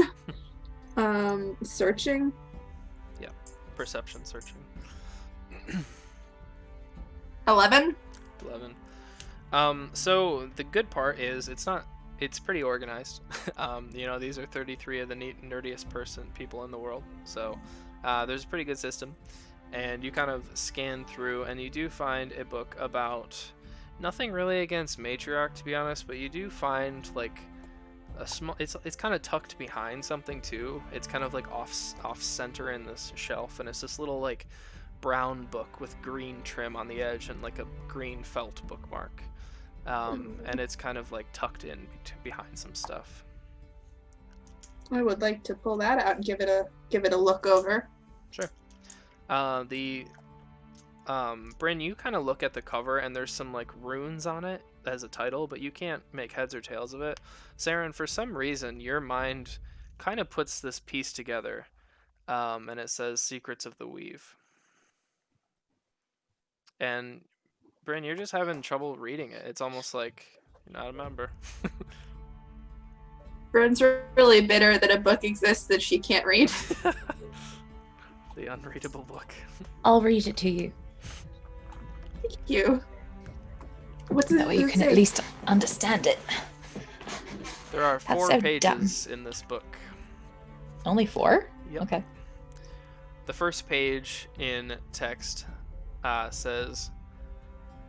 sorry, that would be the 4th page. The first one is... I don't know which one makes sense to go first. I'll just read them all. The first one, it says, Oedicus the Godslayer has broken free of his restraints inside of the Underdark prison known as Hope's Lament. He walks among us unseen even now. Flip to the second page. It said, there have been recent reports of the planes being so unstable that they are spilling into each other. The planet itself has been experiencing natural disasters on an unprecedented scale. The land itself is clearly unhappy with whatever is taking place. The next one. There are 3 known gods to have been reborn. They've been popping up for unknown reasons the last several years. Uame the Candorless, Tiamat the Dragon Queen, and Etrus the Tide Caller. And the last page, it says, Agora was never chained within the bells, but suspended above them. They work as magnets against one another, repelling and pushing against each other. Destroying them would do nothing, as the sound of the metal would still ring. There may be a way in which a new substance could alter its chemistry and break the magnetization. How do magnets work? God damn it. Okay, well, all of that is very concerning. That's a lot for 4 pages. That's a lot for 4 pages. The Godslayer? I mean, is that someone we can get on our side, maybe? Godslayer. Do I recognize that title at all? Godslayer? Yeah, the Godslayer is more of like a folk legend, folklore. And it's somebody who, it's the only mortal in the God War to kill a god by himself. He was imprisoned, frankly, out of fear. And he, again, it's kind of like one of those, it's probably like one of like Adrian's war stories, honestly. Is just like, oh, people are going to gather around the campfire and tell the story of the Godslayer again. So it's kind of one of those things that is like not really believed. I mean, it is the knowledge of the Weave, and I don't think the Weave would put useless information into such a code so that only 33 people could read it. Only for it to be wrong. No, I'm sure it's correct, but I'm not sure what to do with it. I mean, and if we could get a Godslayer on our side, that would be a good thing, but I wouldn't even know where to start looking. No. I wonder if there's a way... the other mages were making cold calls. Surely there's like a fantasy telephone line. Maybe we could like... Hello? Anybody know the God Killer? We have a god. You need to kill.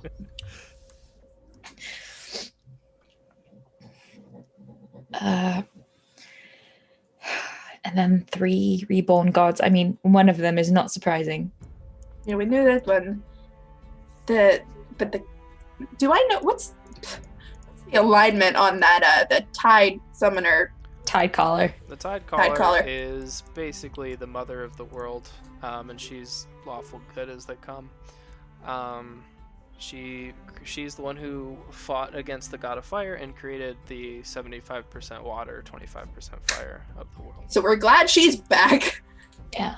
Mm-hmm. So the Tide Caller, that's a good thing, presumably. But these other two, that's a little concerning. I mean, we know Tiamat is bad news, and the Candleless is could be bad. Yes.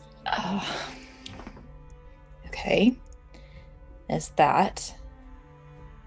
And then we have to change the bells. No, we don't want the bells to stop ringing. We want them to stay. Stay where they are. Oh, right. Sorry. It's been a long day. But I feel like I haven't thought about this in a few months. no, it's been a while. The fact that the bells, just by being contaminated by another material, could stop working is it's not great, especially because we know ecrix can be bound to other metals. Right. So I was just thinking they're probably collecting ecrix to stop the bells from ringing. Remind me, Chris, what's Matriarch's relationship to Agora? There isn't one that you know. There isn't one that we know. The question is, like, do we know if Matriarch is actually helping Agora, and if they are, why? Because Matriarch seems to want the world for herself and her family, and Agora, it doesn't share. No. So, what would Matriarch gain by helping Agora? Wiping out Everyone else. Yeah. Potentially getting chromatic dragons on her side. Right. But then, once they do that, what then? Because Agora, I mean, is pretty malevolent, and Matriarch wants to be a ruler of everything, so... I mean, I don't see how the two could be mutually exclusive. One could be the god, and the other one could just rule the earth part. I doubt two power-hungry individuals such as them would get on very well, would be willing to compromise. I agree, I'd give it a week. I don't know. I feel like we're missing something. You do.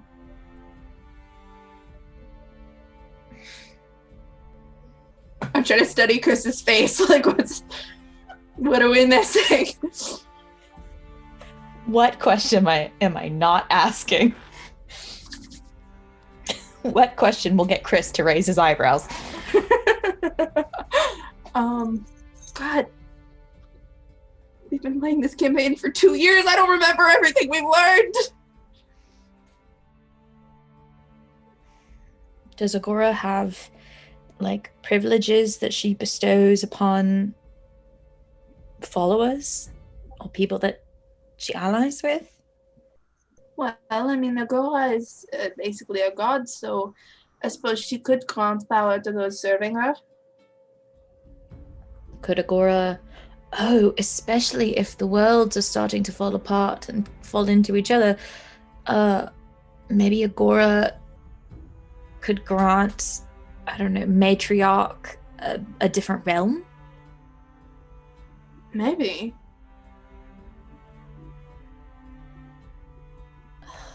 I hate this. I hate not knowing. Yeah, I'm drawing a blank. It's very frustrating. I can't fathom why Matriarch would want to release Agora, unless it's not related and it's just bad timing all around. Nothing's That ever... seems unlikely. Yeah, then nothing's ever a coincidence when it's something that big. I know. I wish it were, though. That'd be so much easier. I feel like somehow Ton Tenderlove is to blame for this. It's all Ton's fault. Started with him. All his fault. Wait, and then... Matriarch was kidnapping other arch-existences. Maybe she's really so arrogant as to think that she can actually take Agora and steal her power. Oh god, if we have to align with Matriarch in order to destroy Agora, I will vomit. I don't know what I would do, but it wouldn't be pretty. I don't want to do that. That's not a trope I want to deal with. I hate the fucking team up with the bad guy to destroy the worst bad guy. That's a terrible trope. No, I'm very doesn't deserve a redemption arc. This naive, questionable morals sometimes, but there's a line, Look, there's an anti-hero and then there's an actual fucking villain. No, as a vessel, maybe? Could Agora use Matriarch as a vessel? In theory, but then why would Matriarch be trying to release her? I don't know. Maybe to get possession as the vessel? Like, Agora has to be released in order for Agora to take over Matriarch. And then Matriarch and Agora are the same person. And then they as a singular person, rule over the world. That strikes me as unlikely, because again, I come back to the fact that people like that don't share. No. Well, they wouldn't have to if they technically combined. Normally I'm not one to say this, but why the fuck do we care? Why? We just know it's happening and we need to stop it. That's so fucking true. I hadn't even considered that. You're so right. Like, that's very unusual coming from me. I like to know the whys and hows of everything at all times, always, but here I am tired. I am too. We do need some sleep. Proper sleep. Yeah. Also... I've got to be off a boat. Yeah. And the others are good sounding boards. We seem smarter when they start asking questions. So, let's see. I'll see if the peanut gallery has anything to add.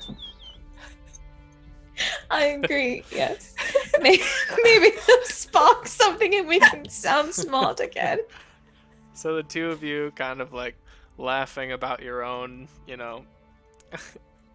unsureness of what's to come, kind of like walk out of the library together. The rest of you kind of meet up in like your chamber area, and you can do whatever you wish with the rest of the night. Basically, the weave is more just waiting on your yes or no, if you're going to be on the front lines with them or not, if you're willing to do that, rather than like strategy wise, because they're pretty, they've got some tactics. So they're kind of just waiting for more of a yes or a no, just to clarify that. That's a yes to war. Say yes to war. Thanks, Shield Mom. Okay, then we will give them, or I will go inform them of the yes, and then I will go try and find Rayson. Sure. Yeah, you see him. He's typing away on like a little magical typewriter. Fantasy alone? Typewriter. Are you going alone to see this known traitor to a demon lord? Just checking on that one. just gonna chime in. Maybe. Cool. If you guys want to come with me, you're welcome to. In the book, come. If it was I'm coming. You guys did say you didn't want to separate, really. So I'm Oh, assuming there, yeah. Together. I'm assuming the rest of you were not far behind when Saren went into the chamber. Buddy sister. Buddies. Yeah. All right, wrong turns. Count off. In the book about the curse that I read, were there like somatic or verbal components? Like, how sneaky can I be with this spell?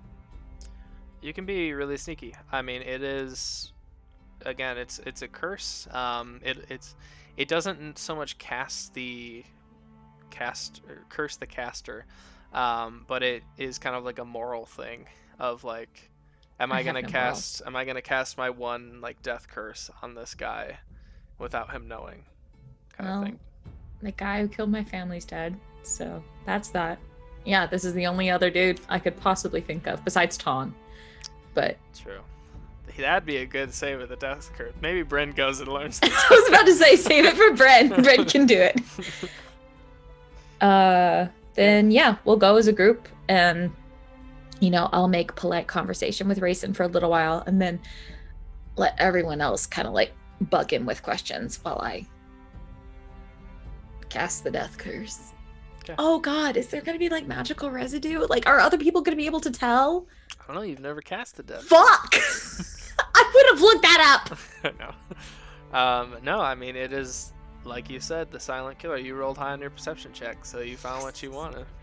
Magical powder. Perfect. So I will. You warned us you're doing this, by the way. Or oh yes, I would have cast another arcane circle just to be like, hey, guess what? If the guy suddenly drops dead, this is why. Don't panic. Don't panic. Or actually do panic. Just say he dropped dead. I actually kind of feel like you shouldn't have said anything, so the reaction's really genuine. Oh shit. That's probably a better idea. Can we roll that back? Yeah, that's fine. Sure, it's already forgotten. Sweet. Okay, I won't tell anyone. I'm just gonna say, I think we should do some recon on Raisin and sort of kind of get our bearings as far as that goes. And we also need to tell the rest of the weave that yes, we will be going with them. All right. Yeah, I guess that's a good idea. Maybe we'll be able to find out if there's like maybe someone else pulling some strings in the order too, talking to him. I agree. Okay. So you can set the trigger word for this murder spell. And when you say the word, they will die. So I'll make it ridiculous. Should. Pee pee poo poo. Butts. Butts. I'll make it. Oh God, I don't want to make it a word I say a lot. Well, it would happen because if I said it outside of 30 feet. He just dies as soon as you walk up. I was gonna make it library, and then I was like, no. I don't want to fuck myself over. I'll make it his name. I'll make it Raisin. Okay. So you walk up and you see him at his little, just typing away on his little typewriter. He's got his black beard kind of woven together in a dwarven knot. As you recall, he's a gnome, but he likes dwarven fashion. He's wearing light blue robes, and he has deep blue eyes, his face is deep set, and he's just sitting there. He's like, oh, hey, Saren, how are you? I will get closer, and I'll say, oh, hello, Raisin. So you just kind of watch as, like, he like, kind of, like, I'm not going to describe it because I don't want to get too brutal, but it's not, like, a easy death. And his arrow just eventually cuts off. What the shit? Oh my God. Proceed to panic. And he just kind of bang on the desk. Well. Alright, that... Right. Hello? I like Should sit we, up like, and check get his pulse. someone? Like, Oh, he's dead. I start trying to give him CPR. I love the laughter through this. Yeah, he's not breathing. Slap his cheek. Oh, you're not doing compressions hard enough. All right. You try. Not breaking out. Listen. Eventually, I'll make it. Help! First, I was afraid. I was petrified. Oh, God. We have to go tell the others. I'm yelling for help. Is anybody coming? Yeah, eventually Codelis and Quill, the two buddies, kind of run around the corner, and Quill's like, "Oh, what happened to him?" And he runs up. Quill, we just walked in and healed over. I don't know what happened. Quill tries for a few minutes to resuscitate him, but to no avail.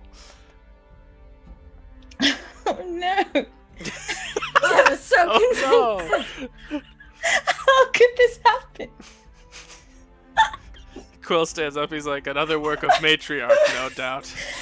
Undoubtedly, matriarch, definitely.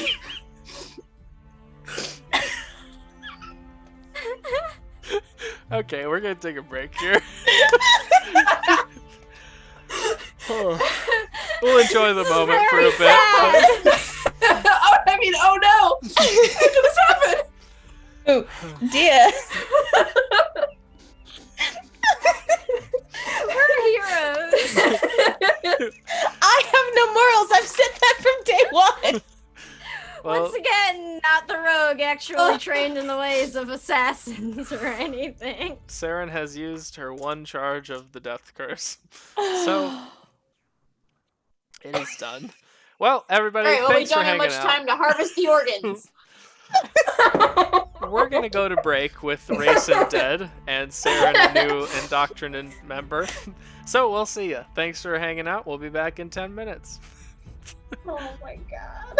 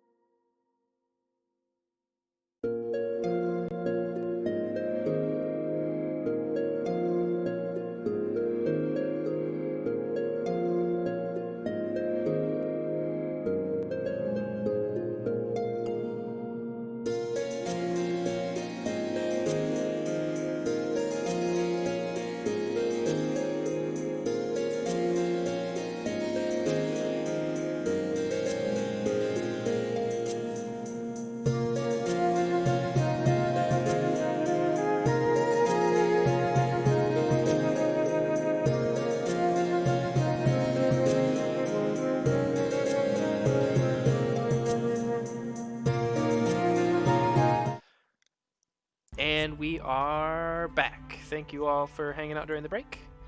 Previously, on Agora's Bells, we murdered a guy named Rayson with his own name.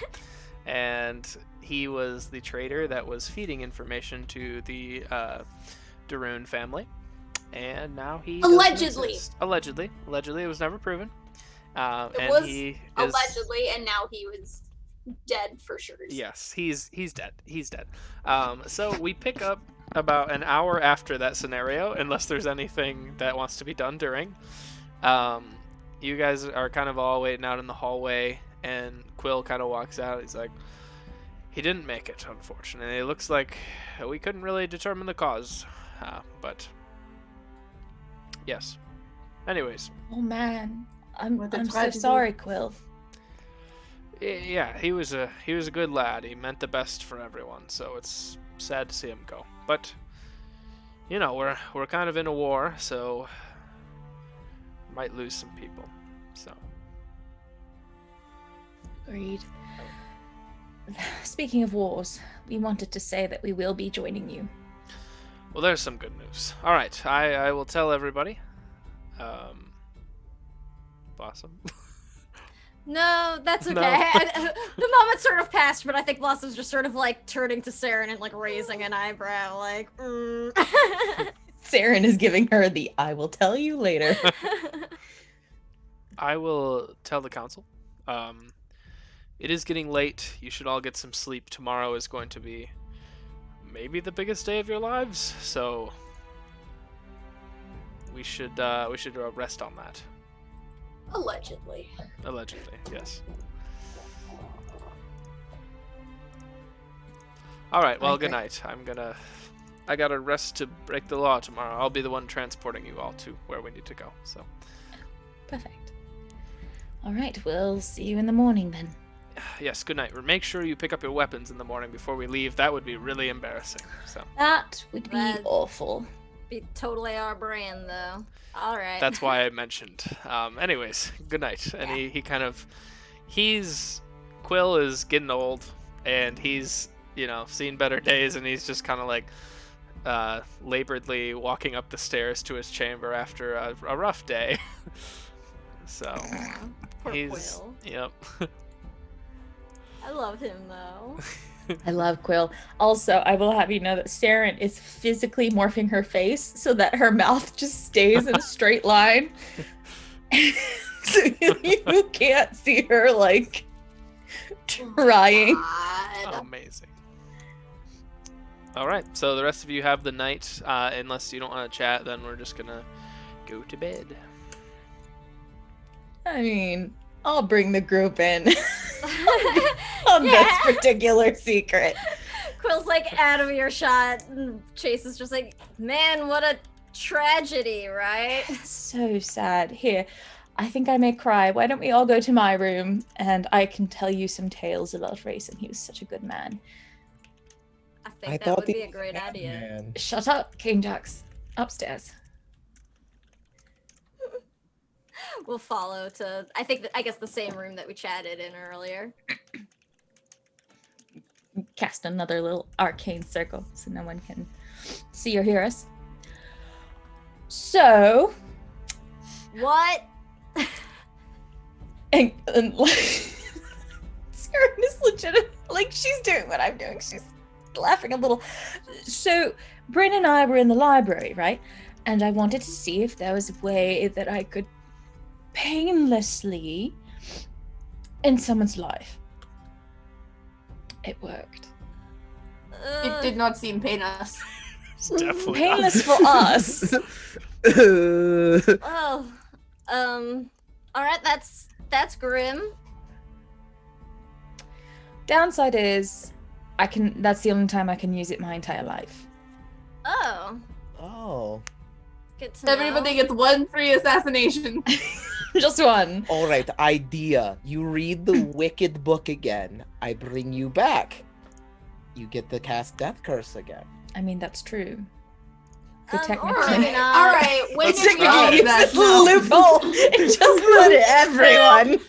when did we all become so comfortable with all this killing and bringing back to life? Okay, I'm okay with the killing part, but the bringing back to life part's I'm a little iffy on. I've never had any morals. I don't know when you think I developed them. Have any of us ever really truly been resurrected? I have. Well, Saren was, yeah. Oh, right, yeah. Because I read the book. Oh, yeah. Saren in her fucking brain. Yeah, Saren's In on her one. brain. Because I wanted to know things. Oh, you I like I how that's been respect the that. only actual death was Saren reading a fucking book that we You were know all like, what? yo, That's don't it. read this book. All right. We tried and I almost died. And then Kane Jax is just gonna look at Adrian and point at the wizards. Ground them from the library. Every time they read a book, something bad happens. Oh, they're so much older than me, though. It did not happen to us. Plus, it can be used on Tom later. well, I mean, not anymore now. You just Well, I used have it. Well, I can't do it. Speaking of people shit. that we want to kick, All right. speaking before of we- people whose asses we want to kick, whatever happened to Fire? Oh. Oh, that fucking That's guy. a good question. We saw him down in Because I want hell. to kick his ass. Chris raised his eyebrow. Something interesting happened to Fire. Well, I was thinking save the death curse for Fire. Ah, shit. Well, Bryn can use it on Fire or Ton, her choice. Whoever we run into first. Or I can just read the book again. Kane Jax can bring me No. back. Let's not do that one. Let's not do that one. Prefer it if we did. That's fair. That's fair. We've well- already done that once. My concern now, though, is maybe we've tipped our hand a bit, and Matriarch's gonna know we're on to her. If her only spy, hopefully at least in the weave, Had a tragic goes accident? quiet. I will An say inexplicable and heartbreaking occurrence it was terrible, truly. that nobody could have predicted. No one. And All right, according all so right, all right. terrible at lying. The According Coops are to starting research to I did sound in the- like me when I steal pages out of spell books. smack him. You- Anyway. nope. Nope. You two Pages, sound like King Jax. you two have gotten into a sticky situation that sounds like, and you accidentally well, someone's gonna find out somebody killed this guy. Y'all I both did- blossom. I did my research. I'm The not last time- stupid. Well, the last time I killed somebody, it came back on me. Okay. that was you. Oh, We made Lucy peek. Mhm.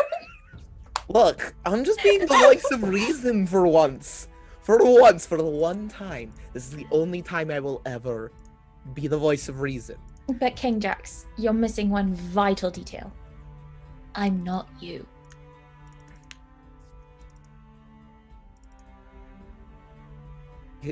I mean, did you at least hide the body? No. He had an accident, King Jax. Like, The how did that wizards happen? don't just have accidents. We literally walked into the room, said hello, and he collapsed. All right, Blossom, back me up here. A wizard doesn't just collapse, fall over, and die randomly. They're a wizard. Have you not heard of heart attacks, King Jax? This is just gonna be Maywood all Maybe over he had again. the We're never stroke. gonna be allowed back on this island. Like, I don't Nobody like talk this. about it. Nobody mention anything. We all pretend. What a sad day. You It's It was terrible. probably matriarch, striking out against the weave. It's true. Speaking of, again, my concern is still whatever she's gonna do now that her link to the, most powerful group of, mages in Valencia's gone dark. We're leaving tomorrow. Does she have much time to do anything? Probably not. And she's got her fingers in other pies. It's quite likely that some of the allies for summoning will also have informants. yeah, that's valid. Alright. I mean, I'm glad this guy's out of the way, at least. That's just something else we don't have to worry about, but Yeah, I I do I'm kind of nervous. wish you would have maybe said something before. I did say something. Oh, before.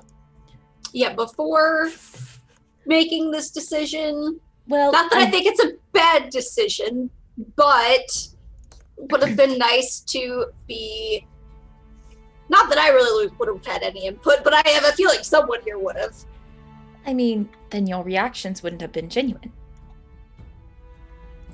It was genuinely surprising, that's for sure. Well, I mean, whatever. It's not like there's anything to do now, and it's working out in our favor, at least. I'm just re-upping the arcane circle every time it drops, just to make sure. How long does it last? Let me see. A while. Because it takes quite a few Sweet. magic points. So let me see. The casting time. Okay. Yeah, we're fine. It lasts like 10 minutes. Oh, cool, yeah. So I'm just, every time I feel it waning, I'm just like, no. Okay, so anyway, that's done. That's over. You know, I'm not going to tell you how I did it. I might tell Bryn later if she's curious. Is there anything else we need to do? I don't know. Is there... Because, I mean, it seems like the We've sort of got some kind of idea for actually going after Matriarch and all that, but... Right. Well, the good news is now we only have to come up with one plan because we've gotten rid of the traitor within the Weave, so... That's true. Oh, shit. They said like a bunch of Matriarch's various like demons and stuff were controlling the cities. I wonder if one of them's Thunder. That'd be good to know. Yeah. Is there a way to find out?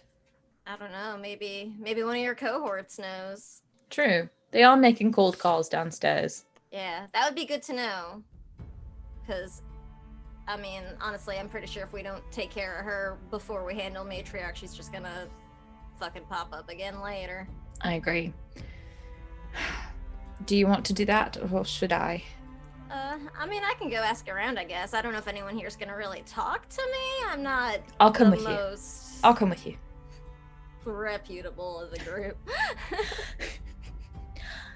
We were all summoned here, not just me. That's true. Alright. We should do that. I think that'll be good to know. I agree. And if she's not in charge of any of the cities, that probably means maybe she's with Matriarch or off doing something else that we're not going to want to deal with. Right. Shit. Okay. All right. So you go and ask around. You make rounds to a bunch of desks, and there's not a whole lot of information on what kind of fiends are controlling cities, just that it is happening. Basically, part of your duty as an Order of the Weave member is that you're assigned to basically a city or two, depending on your rank, and you advise their governing system, whatever that may be, on correct, or like not correct, but good moves to make in alliances and things like that across the world.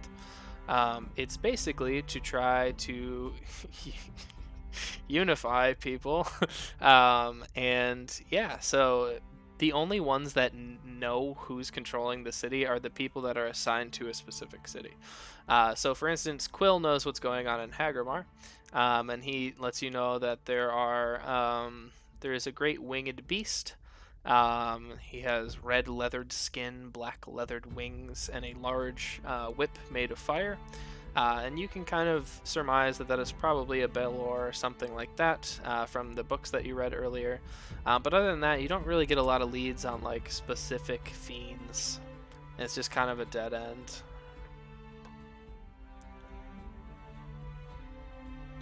Well, it was worth a shot asking. I agree, it was worth a try. I mean, is there any way we could ask another Order member to perhaps scry for Thunder? That probably couldn't hurt. I would guess she's got some kind of precautions against that, especially No now harm in Mama's on our side. I mean, as long as it's not one of us, I'm sure she expects the Weave to check in on her, or at least try. But if we're there, she might do something preemptive that we really don't want her to do. That'll be worth a shot. Who should we ask, though? Quill's already gone to bed. Oh, shit. GM, what's the name of the lady who, sees everything? Where's the Oracle of Delphi? Varia? Varia? Something with a V, wasn't it? Varia, yeah. Varia. Yeah, you can find her. She's kind of like one of the 3 people in charge of this whole thing, so. Sweet. Let's go talk to Varia. Okay, she is peering over a like 3D holographic map of Talencia, and you find her.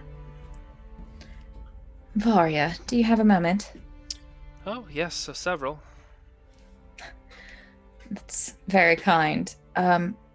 We were wondering if it would be possible for you to try and scry on... We decided on Matriarch? Oh, Thunder.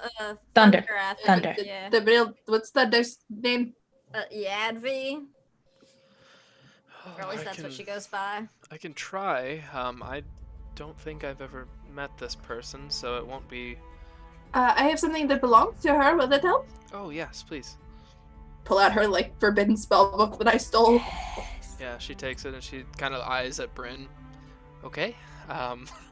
And you watch her eyes kind of go blank again. And she... It's not long before she returns to you. It's just a few snaps of the finger, and she's like, there seems to be some kind of block, similar to something we would use on our island or your island that somebody probably told me about. Yeah, it's... Sorry. Maybe That's all right. just being We near figured- Matriarch kind of does it. We figured it was a long shot. Sure. It was worth a try. All right. Thank you for well, your help, though. Yeah, It's much appreciated. that's good. I'm glad you pulled me away. I should get some sleep too. It's probably like 10 p.m. at this point. Like, it's getting pretty late. It's been a long day of, getting stuff done here. So she kind of walks up. She, gives like Saren kind of like a half hug, and then just goes upstairs and goes to bed. And you can see that a lot of people are like turning in for the night. Like, you hear Codelis clasp, like his gears stop whirring, and he just like stands still in his seat. He doesn't actually go to bed. He just has powered off for the day. He's in screensaver mode. Mm-hmm. Ding, ding, ding. It's the little aquarium. I love to think it's like there's like just a projector coming from his eyes, and he's doing like the old like Windows 98 maze. Just flying toasters. With the brick wall and the smiley face when you win. Yes. Yes. So, is there anything else the Wrong Turns want to do tonight? You said you had a lot to get to, so. I do. I know I don't want to take up time. Anything I want to do can wait till like. Yeah, let's get through. after. Yeah, let's get through the plot important shit. Okay. So, you all turn in for the night. It's a hard sleep because tomorrow you could be face to face with Matriarch if things go well. You are basically deploying to the front lines tomorrow and are awaiting your allies to join you. So in the next few days, you kind of have this like, it kind of sets in that like it's in your gut that you're going to be face to face with Matriarch in the matter of a couple days, if not tomorrow. So as you're kind of sleeping, you kind of all experience this like weird dream state together. And it's really out there and weird, and you're floating above the world, and you kind of look down on the Talencian shores. Your vision kind of zooms down beneath the tree line and focuses in on the people's faces that you care most about.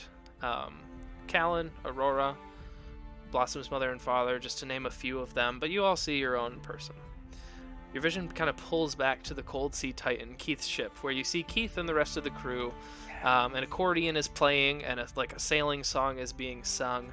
You hear footsteps down the hall behind you, but when you go to kind of look who it is, you see Keith there, and he kind of obstructs your vision.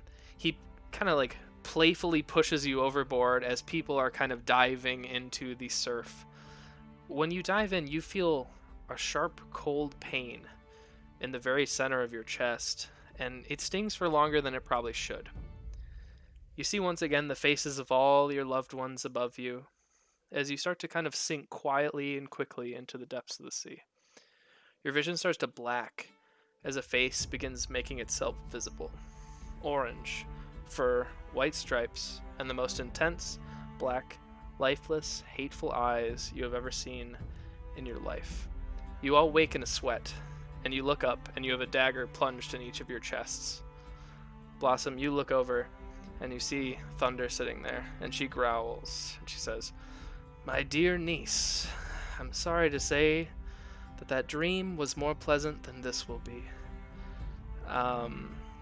Saren, you look up and you see a face that you thought you had eradicated. An old, wrinkled face. This is Sharnwick Daroon. And he mutters to you, "Faceless one, I am only here to finish what was put into motion years ago." King Jax, you look up and you see long purple hair, and you see the Moonlit King, a familiar face, and he says, "No hard feelings, honestly. This goes back much further than your waist of fur," and he just kind of smiles at you. Bryn, you look up and you see Persephone Daroon. She has long black hair that is kind of tied up into a bun. She's looking, her dagger kind of bleeding from your chest, and she says, "You are always the most suspicious of my friendship. It'll be over quickly, but you will feel a lot of pain." And Adrian, you look up and you hear the most dreaded sound in your life. You hear, and you hear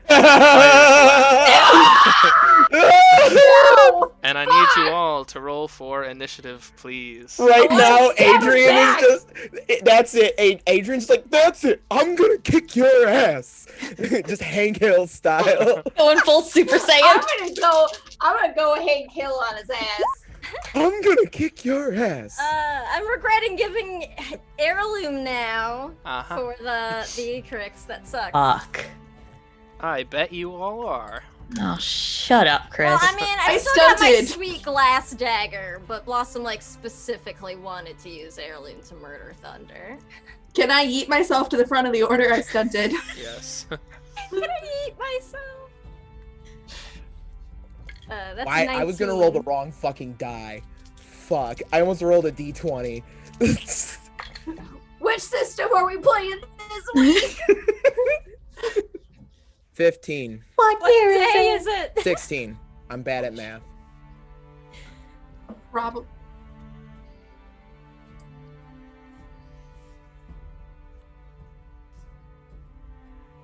Oh fuck.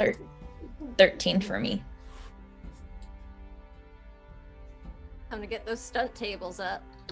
All right. Gotta open the roll 20. I gotta.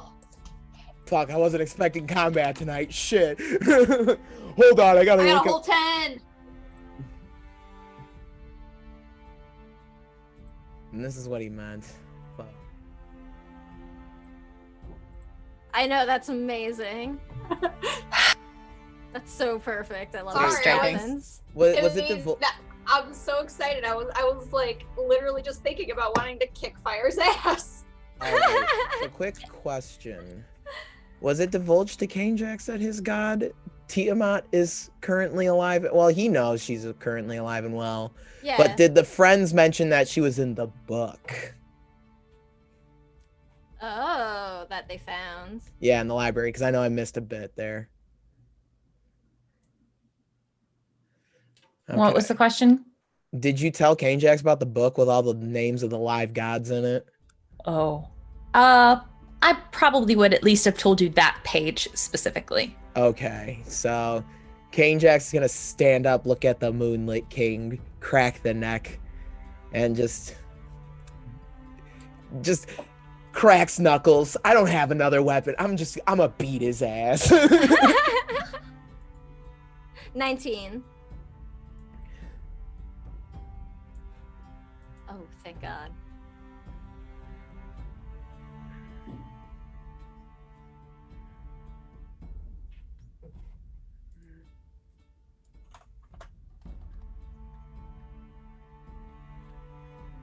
Bed? I mean, look, I don't wear armor to bed.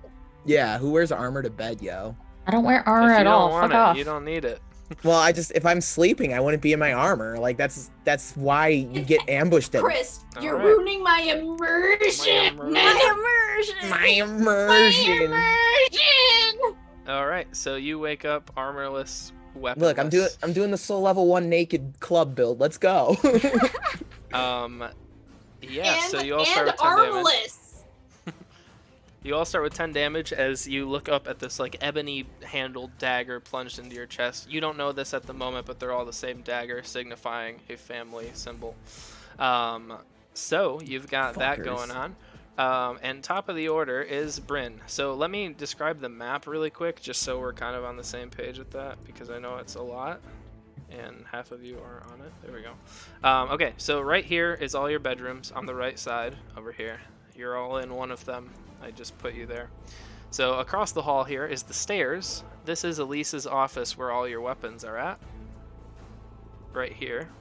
And then in this room is the library that Bryn and Saren were in. So we will start with Bryn and go from there. Lucky for y'all, I do sleep in my arcane symbol, so I still have spellcasting. And I'm just gonna automatic reflex just blast Persephone in the face with Firestorm. Awesome. So I forget how to do magic. Hold on. Gotta roll for your target number. Target number, which is It's been a while. Hey, I stunted. See. Yeah, so it works. Nice. And then I roll for damage, right? Yep. And she has to make a willpower save. No, wait, hold on. Yes, that is correct. Willpower, okay. Oh, Sorry, dex save. okay. Acrobatics. Dex acrobatics. Okay, she rolled bad, but her pluses, it's 12. That is not good enough. She's knocked prone. Okay. And let's see, plus willpower.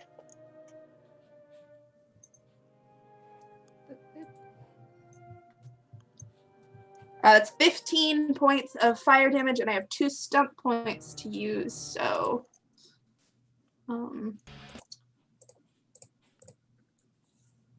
I am going to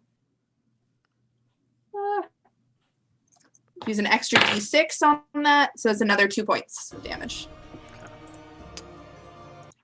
All right, she takes that damage as you kind of just like wake up and instinctively like throw out these like motes of fire at her that kind of just impact her in the chest, and she jumps back, pulling the dagger from you, and just kind of like prepares almost like in a defensive stance, readying for the next action. And I will stand up. You got it. So she's down prone as well. Great, that is my turn. Okay. Persephone is up now. And the order's in roll 20 not to if you need it. So Persephone has 2 actions. And she's going to use her family dagger. She's going to roll to hit. Oh, that was a high roll. 21 on Bryn. Yeah. All right, so... Doesn't really matter what that's against, it'll hit. Okay. Oh, right, yeah. You only take 7 damage, but I need you to make a con test as well, constitution test. Oh shit, I'm bad at that.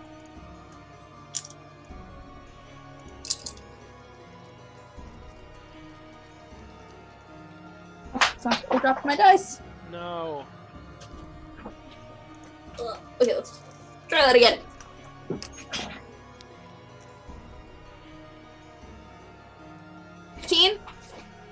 Unfortunately, you fail. At the top of your turn, you will take bleeding damage.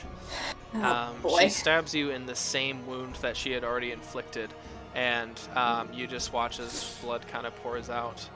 And she steps back and she draws a second dagger from her hip, and she's going to use her, what is it called, bonus action? You know what I'm talking about, to go into a defensive stance. Bitch. And Blossom, you are up.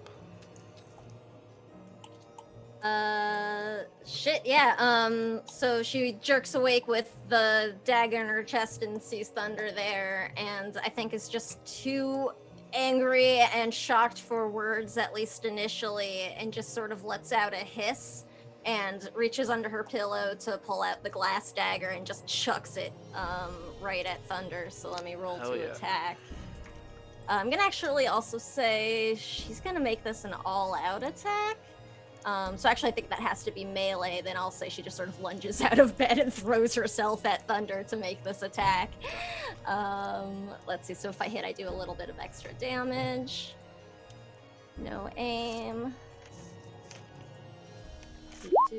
That is an 18 to hit. That hits, Thunder. Sweet. And that's going to be a total of 19 magical damage, including the bonus. All right. Yeah, and she'll just be like, sort of hiss in her ear, like, only one of us is walking away this time, and it's gonna be me. She kind of like, she takes the dagger, it kind of reforms in your hand, and she kind of steps back and kind of like makes herself like wide and broad, and she says, "Niece, don't you miss me? This could be a fun family reunion." Nah, I think I've had about as much of your face as I need for a lifetime. And she just kind of snarls, and again, like this defensive stance that you've kind of noticed this through the dragons. They all have this like weird like family like fighting style almost that they use, and they seem to be carrying it over here too. And then it is her turn. I don't know how this happened, but it's just you, room. So Thunder is going to use her nicely named ability, Thunderclap. And you watch as she just kind of like takes her claws and just jams them into the side of the room, and the whole room starts shaking around you, Blossom. I need you to make a willpower test, please. Ooh, okay. Willpower. Where is it on my thing? Here we go. 13, but I think I have a minus something. Okay, so that's really gonna be a 12. Okay. So you end up taking... You take... that was a bad roll. You take 10 points of thunder damage as you hear... This is one of the loudest noises you've ever heard. And it's almost as if she's ripping through reality, like she is ripping into your world. And you just hear this like cacophonous boom echoing around you, and it's enough to confuse you for a while, and you take 10 damage. All right, King Jax, you are up next. All right, so King Jax always keeps his incense burner nearby, so he's gonna have no problem casting spells. Yeah, when he's throwing that punch, he's actually throwing a jolt into that. So I did stunt on that actually with 1 stunt point.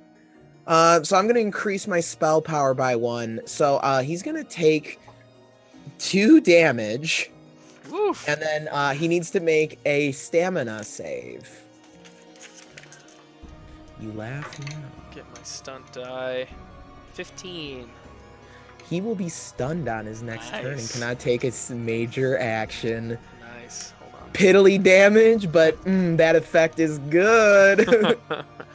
Yeah, so you watch as he just like, you go out and you like punch him, and your fist is kind of like sparking electricity towards him. You just impact him in the jaw, his head kind of tilts sideways. He's like, I told you this wasn't personal. And at the end, he just kind of freezes, and his arms are kind of like caught up in a weird motion. And I'm gonna lean up, and as Kane Jack speaks, it's like his voice is combined with 5 others of like varying degrees, and just he leans in real close.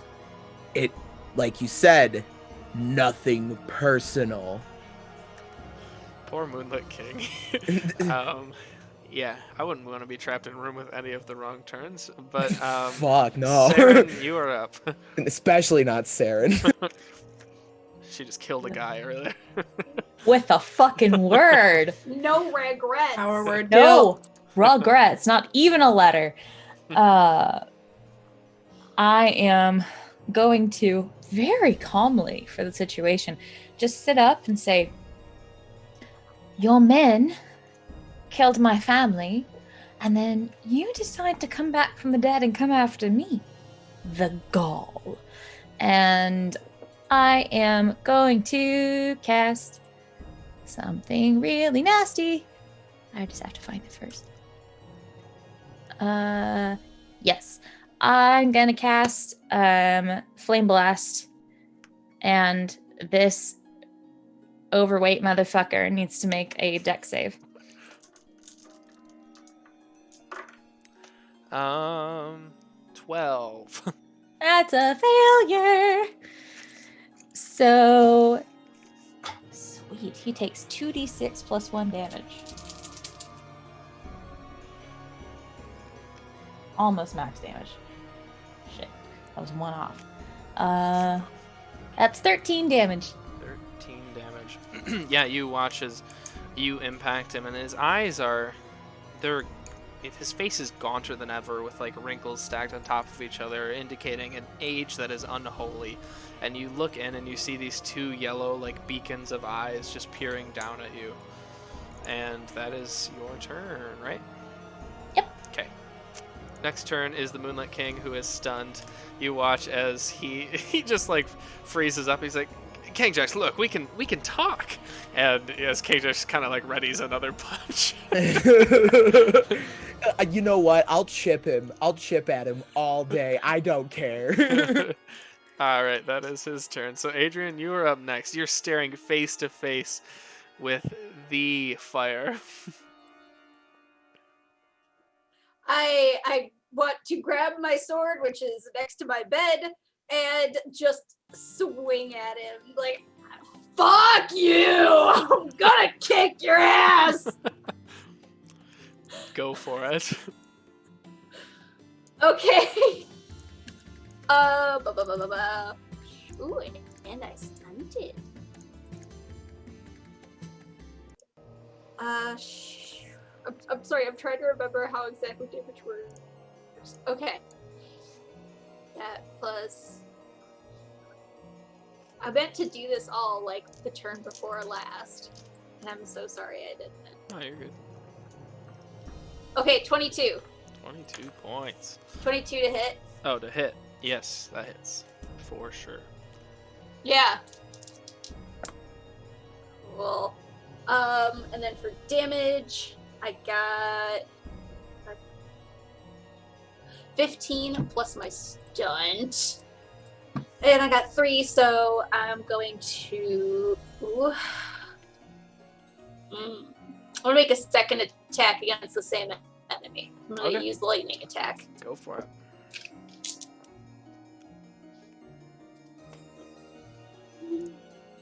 Mm-hmm. 18 to hit. 18 hits. Does an 18 hit? Yep. Okay. 14 damage. 14 more. Okay. Sweet. So yeah, in one. And then for my for my minor action, I will stand firm, so I can't be knocked prone. Cool. Or I can be, but it's a lot harder. Sure. Okay, so you kind of steel yourself, and in one foul swoop, like one just in sync action, Adrian reaches over and just like in one swing just carves through Fire's torso, and he just kind of steps back. He tries to dodge it, but Adrian is just too precise. So up next is Fire's turn. And Fire just kind of looks down and he's like, I'm never running again. And he just kind of like makes his hand in like an arc, and he casts a fire spell at you, and I need Adrian to make a dexterity test. Dexterity test. Oh boy.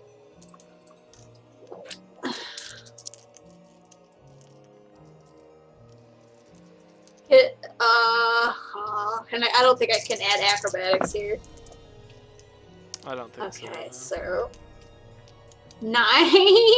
9. Yeah, so you watch as this like fan of flames just engulfs Adrian for, well, you guys can't see it, but like you just and that's fine. Yeah, Adrian, you take 10 points of fire damage as your armor just kind of like heats up from the inside for a second. Or you're not wearing armor, but you just I'm not wearing armor. Yeah, you just kind of like overheat for a second, and like I'm just getting fucked up. Yep. All right. Up next is Sean. No armor, no shield, no left arm. Nothing. I'm fucked. Sharnwick Daroon is up next, and he is going to use the family blade against Saren. And you see that his blade, it's like all the other ones. It's a curved dagger at the end, but his kind of has this like yellow glint to it as he swings it and carves through. Ooh, and he's stunted. So that's 16 to hit. Yeah. All right. And he's gonna use vicious attack for. Oh, of course he is, motherfucker. Ooh, 18 points of damage. Fuck. Okay. And he just, you can kind of, it's hard to see because his face is, it's getting darker by the minute in here, frankly. And also, he's just like morphing into this like shade of a creature. He's barely human anymore at this point. And again, you just see these two yellow beacon affixed for his eyes, and he's just staring down at you wordless. And that is his turn. Bryn, it is your turn. You take 5 points of bleeding damage, and the bleeding effect goes away.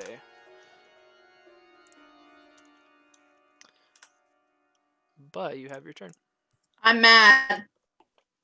Yeah. I'm just gonna flame blast the bitch again. Okay. I only have so many. Well, actually, is her knife still stuck in me? Her family knife? Do you want it to be? I do. Then yeah.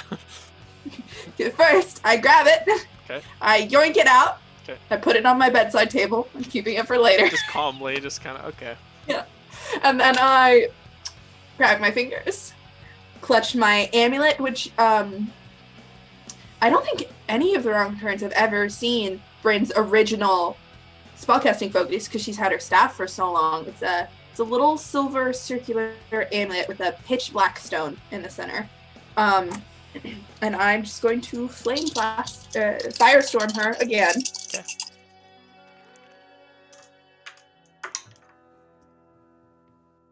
Ooh, shit. Very bad roll. Spell fails. Fuck. Wait, no, hold on. Does it? Damn it, by 1 point. Shit. Yeah, so you watch as maybe you're not as attuned to the old focus as you were, and it just kind of flickers in your hand. Persephone, actually, I pre-rolled, and she rolled really, really bad for the save, too. So we'll say that she kind of, like, fumbles, too. So she does lose her family dagger as you set it aside. She doesn't have time to grab it.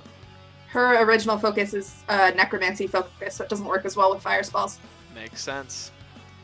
All right, Persephone is up, though. She does have her other dagger, but it is no longer the family blade. But she's going to do something different. And she's going to... Bryn, I need you to make a willpower test. Okay, hold on. I have a lot of that. I'm very stubborn.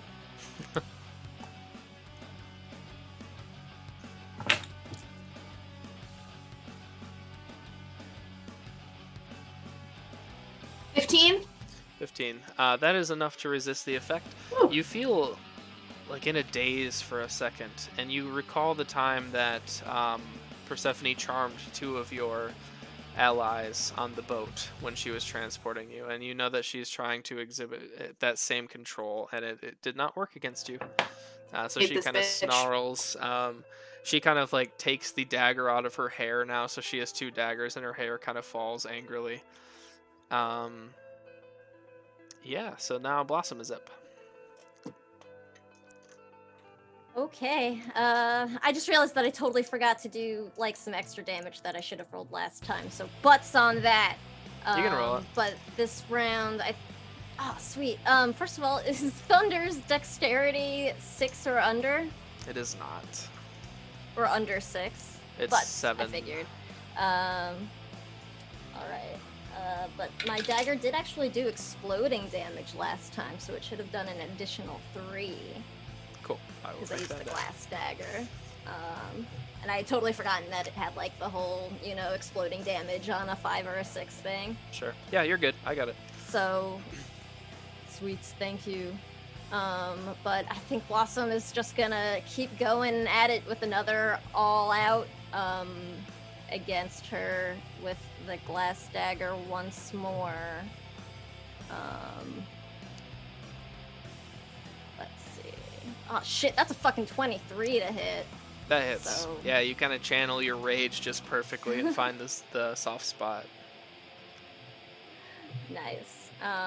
Yeah, I go and, like, sort of drive my dagger up into her gut real hard, and as I lean in, I'm just like, yeah, you're not going to be able to hurt anybody in our family ever again. And I draw it back out, and that's 17 plus 1, so 18 damage. Magical, too. Holy cow. Yeah.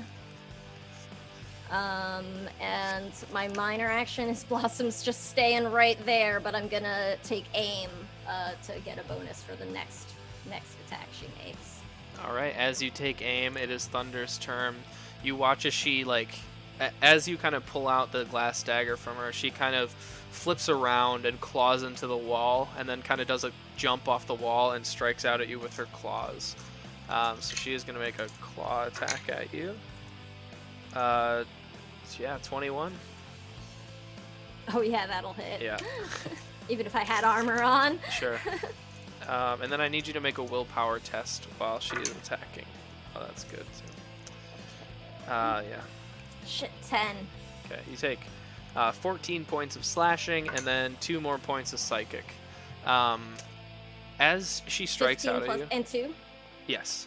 As she strikes out at you, you have a vivid flashback to the nightmare that was stuck in you and your father's head for days. And you just see the form of Thunder over you, claws drawn, bloody at the mouth. And that image is stuck in your head through this whole fight now. Oh, whoops. And that is her turn. So, King Jax, you are up. You're still in the room with the stunned... Well, he's not stunned anymore, but he's recovering from it. He's kind of like rubbing his wrist like, dude. Alright, question. Yeah. How far can I get? I want to run for the weapons. I want to get everyone's weapons. I mean, if you're going to use your whole move, I'd say you get halfway up the staircase. Sure, that's what I'm doing. I'm gonna gunning swipe for the at you, weapons. That's fine. Okay. So he's stunned. I love this visual. He's stunned. He's like, wait, where are you going? And as you just kind of run past him, and he's just kind of gonna try to smack you in the back of the head with his staff. Yeah, good look. He missed 8. Yeah, good fucking luck with that one, buddy. Kane Jack's like, see ya! Runs out the door, just boots the door, and I'm going to get the weapons! At this point, yeah, you kind of look over and you see the back of Persephone Darun has Bryn backed up against the wall, basically, and you kind of can peer into everyone else's room at this point. Kane Jax is assuming everyone else is under attack right now and is know, in the same problem he has. Yeah. So you kind of run across the chamber. As you get out in the chamber, you're going up the stairs. You see this large looming figure, and you see Elise battling this undead minotaur of sorts. Whole beans. And I will put them on the map momentarily. Saren, you are up next.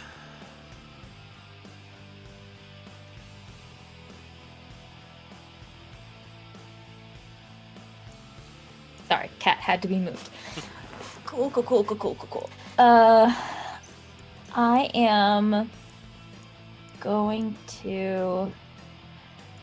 So, the dude was just trying to stab me, right? He wasn't trying to, cast anything? Right, yep. Cool, great. That spell is useless. Cool.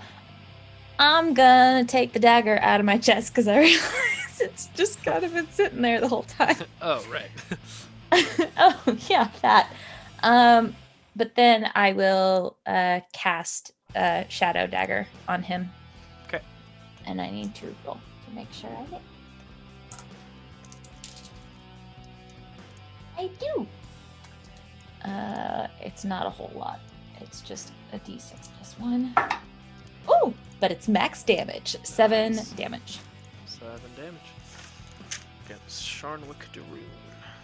Alright, so you take out the dagger, and as you do in a fluid motion, another shadow dagger comes out of that dagger and impacts him in the chest, and he kind of pushes back. And again, he's more shade than human at this person, so he shifts around as the wind blows across the room. And you can't really see his shadow anymore. He's just completely not a person at this time. Do I know what he is? If you want to make an intelligence roll, you can while we go on. Or... Up next is the Moonlit King. The Moonlit King is going to turn around, and run out the door and be like, "We have a runner," and he's gonna cast a spell at King Jax, who's just booking it up the stairs. Oh no, you don't. Get the paddy wagon. Saren, what did you roll? 21. 21. Yeah, he's just a shadow. He's just some sort of like soul in purgatory, for lack of a better term, honestly. Obviously manipulated and brought back by one of the Darunes, probably Persephone. And yeah, so that's what you got. Sweet. King Jax, that's a 21 against you. Yeah, that's gonna hit. Yeah, you watch as these three like silver like magic missiles basically impact King Jax in the center of the back. And each one stings like a little arrow, and you take only 7 damage. And you are actually pushed 10 feet away from him. So, oh, nice. Yeah. Yeah, thanks, bruh. You like stumble as you kind of fumble up a few stairs, and he's like, "Shit, didn't mean to do that." Okay, and he just we'll say we'll roll a dice. 6. Saren, you watch as the Moonlit King enters the room with you as well. The fuck? So yeah, Adrian, it is your turn.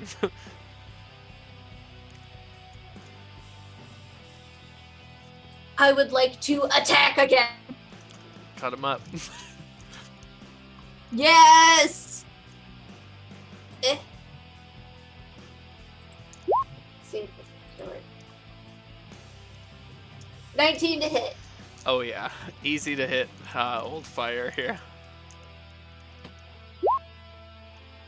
Yeah. 10 damage. 10 damage. Okay. Yeah, so you kind of impact him with like the blunt side, like the blunt facing side of the sword, push him up against the wall, then carve down and slash as he's kind of backed up. And at this point, you can see that his eyes are like flickering with fire, and fire is like brimming from him. And he has definitely gotten more skill in the arcane since you last trained him. Perhaps a little vengeance of his own this whole time, the same feelings that Shield Mom has had.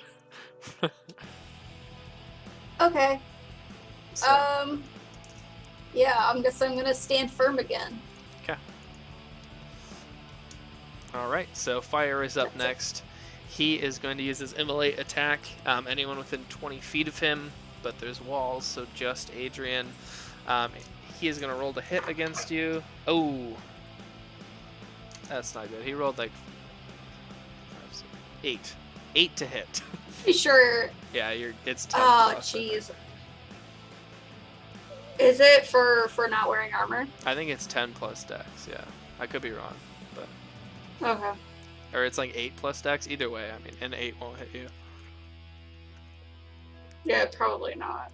I'd say maybe anything over a 10 would. Yeah, we'll call it no. So you watch as he just, like, his body, like, his fur itself just becomes inflamed around you, and you just kind of push him back up against the wall and get away from him. So it is on Sharnwick Darune's turn that he is going to slash at Saren again. He's got Saren in a corner. 17 to hit. Yeah. 10 more slashing damage. Okay. You look out and you see like King Jax running away. You hear Bryn fighting in the room next to you. You hear Adrian on your other side. Just everyone in combat, but all kind of cornered into their own room here, and unable to really help each other. But it is on this turn that you hear this just like deep booming noise from underneath of you somewhere on a floor, one of the many floors below you in the towers. You can clearly hear, you realize that something is going on a broader scale than the 5 rooms here, and this might be a full-blown attack on the Order of the Weave Tower. And it is at this time that the tower actually lurches to the left, and you all just begin like sliding sideways, and you all bang up against the windows over here. And I'm going to move your tokens. You don't take any damage, but everyone, including the Darunes, with the exception of Sharnwick because he is a shade, just bangs up against this wall. and Sharnwick just kind of hovers out, floating. Those of you can now see the moonlight kind of streaking through the windows. That's the only light in this hall. You kind of see the rest of your friends now. Every once in a while, the occasional flash of fire or metal on metal will pop up, but that is all you really have to go by right now. And you see the rest of your friends now in the hall. And Bryn, it is now your turn again. Cool. Let's hope my spell works this time. I'm trying something different. I'm going to attempt to cast Death Curse. Let's see. And I super did not. I rolled a 3. Yikes. Yeah. So Death Curse doesn't happen. We'll talk about that later. You Death Curses. What about that spell that Sarah learned earlier tonight? Can I do that? Yeah, if you want to. It's just insta-kill Persephone. Yeah, next turn, if you want to do that, Nick, you can. I'm gonna. Okay. Poor Persephone. No, I feel no sympathy, no pity. Fuck this woman. I hate her.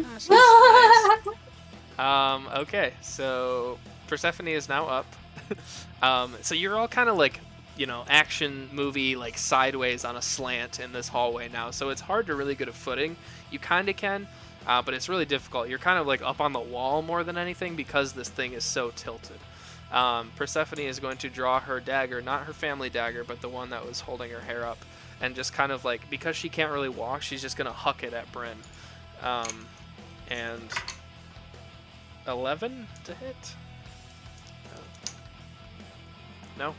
Yeah, so Bryn, okay, Bryn, you kind of look up and you just kind of like dodge behind a pillar for a second, and it kind of impales next to you, and you just kind of shove the pillar over afterwards, getting you another clear shot at Persephone. Blossom, it is your turn.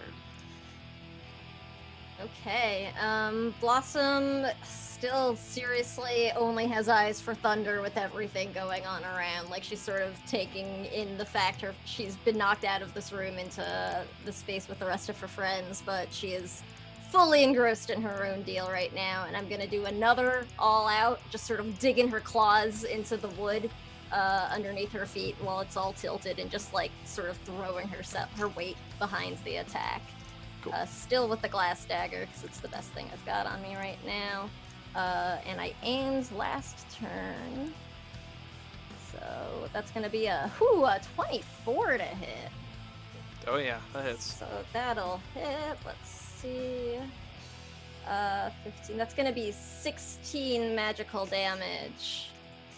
16 more? Yeah, and I'm just going to use my minor action to press the attack, so if thunder moves out of my range, I'm able to pursue her for like a certain distance. Okay. Oops, sorry, that was loud. Sweet. Yeah, so the dagger just reforms in your hand, but you can see these shards starting to chip away at Thunder. She has these like flecks of like green glass in her fur everywhere that she's just kind of like shoving out with her claws quickly. And you can kind of see, the main thing you see is these like dark as night eyes in the moonlight just staring back at you. And it is her turn, and she's going to, again, she's kind of using the environment as like a lunging board almost, and she's lunging off the wall, and she's going to try to scratch you across the back. And she's stunted, but I don't know if she hit. 14? That'll miss. Okay, so the stunt goes away. So yeah, you just kind of whirl around, you kind of duck underneath of her as you kind of see her coming through the windowsill, kind of giving it away, the moonlight. Blossom, it is at this point that you kind of hear somebody running up the stairs behind you, which is not pictured on this map, but it would be right here. You can't really tell who it is, if it's friend or foe, but just know that somebody's there. King Jax, you were up. I'm gonna keep booking it for the weapons. Okay, I'll say with this turn, you get inside. There are 5 weapons laid out. They are all finished. It almost kind of seems like Elise was on her way down to wake you up to give you the weapons when this happened. I'll grab them then. Cool, so you regain all the weapons. You kind of throw them all on your back, suit up, and you have the maul in one hand. It's like the scene in Hot Fuzz when Angel comes back to the town, just loaded up with weapons, Exactly. ready to go. Fantastic film. And yeah, so you just walk One out of the best. with your 2-handed maul. Let's do this. Yep, it just has the joint, flips it to the other side. Morning. And you see Elise. She's just like, she's not actually damaging like the undead minotaur at all. She's just kind of, she has these purple glyphs that light up in her hands, and she's just like deflecting away from the minotaur. But yeah, you've regained your weapons. So Saren, you are up again. Cool, great, awesome. Just for a brief second, I want to look out the window and see why the fuck we all went to the left. Yes. We're not doing the Cupid shuffle, I don't think. So you look down out of like the tilted window, and from this view, it is perfect in the moonlight. You see this 150 foot tall giant skeleton that has just blood wreathing in and out of it, almost like an aura around it. And it is just taking its giant hammer and just banging against the side of the tower. And you recognize this as the form of Patriarch when he is in his chosen form. Fuck. So he is doing some business outside. Again, this tower is huge, but so is he. And you see him down there now. Cool. Great. Awesome. No doubt. I am going to instead. I can't reach him yet. That's fine. Let me take a look. Where am I? Oh, goody. Okay, perfect. I'm going to try something new. I'm going to cast something called Ensnaring Roots. And it's going to entangle the two fuckers who are coming after me, the dude that's going after Adrian, okay. And they all have to roll dex saves. Okay, so we'll start with Fire. Fire rolled a 18. Yeah, it passes. Sharnwick rolled a 7. Ha, fail. And the Moonlit King rolled a 9. Also fail. Cool. So they can't walk? They can't move. Okay.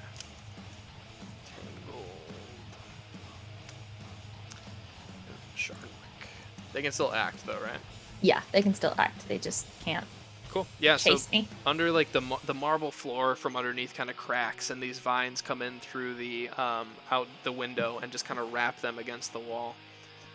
And they are entangled. Cool. So as the Moonlit King is being enwrapped by these like arcane infused vines, he's like, well, can I even act? And he's going to go ahead and try to reach out against Saren with his mace. And he misses. So Adrian is up next. Adrian, What did he roll? 8. Oh. So Adrian, you slam against the wall with Fire. You kind of tumble over each other in a fit of hatred, just rolling in a circle against each other. And yeah. That's I would like to attack again. The 20 to hit. 20 to hit does hit. Yay. I don't know why I went back to rolling. I moved away from that for a reason. 12 damage. 12 more. Okay, on Fire. Fire's starting to look a little rough. He's not the hardiest member of this this crew here, and he's got a few stab wounds at this point. He's not looking great. His laughs are less annoying and now more deep and guttural. And is that all? Yes. Yep. All right, Fire is going to cast Immolate again. So I'm going to roll to hit on that. That's good. 17 to hit, Adrian? Yep. Without armor? Yeah. Yep. You take 7 fire damage as, again, you're just like, it's like he's controlling like your body temperature almost, and you're just heating up from the inside out, and it is really uncomfortable. And it's, yeah, not doing good. And he is going to try to move, so Adrian, if you want to take a swing at him, you may do so. Yeah, I would love to. I'm gonna make an attack. Oh yeah, 21 to hit, and I got 5 stun points. That definitely is. Yeah. All right. I'm just gonna say right now, I'm gonna do an extra 2d6 damage on the attack. Okay. with my stump points. And then, so 9 damage plus the 2d6. 9 plus 8, 17.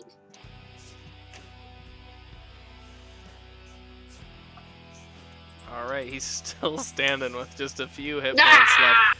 You kind of cut his Achilles tendon, and he just kind of crawls over to the center of the room where he was trying to go. And he's just in the center of the chamber now with two like big balls of fire in both hands.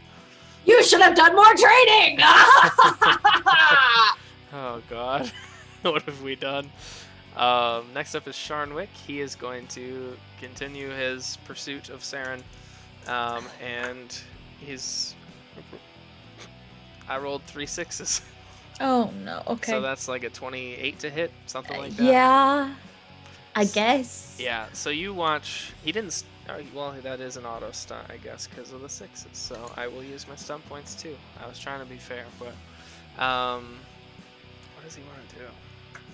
He's got his own. Murder list. me, obviously. Yeah, he's got his own little stunt list here that I Oh, made. great. Okay, so first thing, he walks up and he like drops the family blade to the side, and you watch as his shadow form almost comes with like a spear. Wait, he can't move up to me. He's entangled. Oh, right. Never mind. He can't do that then. So he cannot hit you this turn.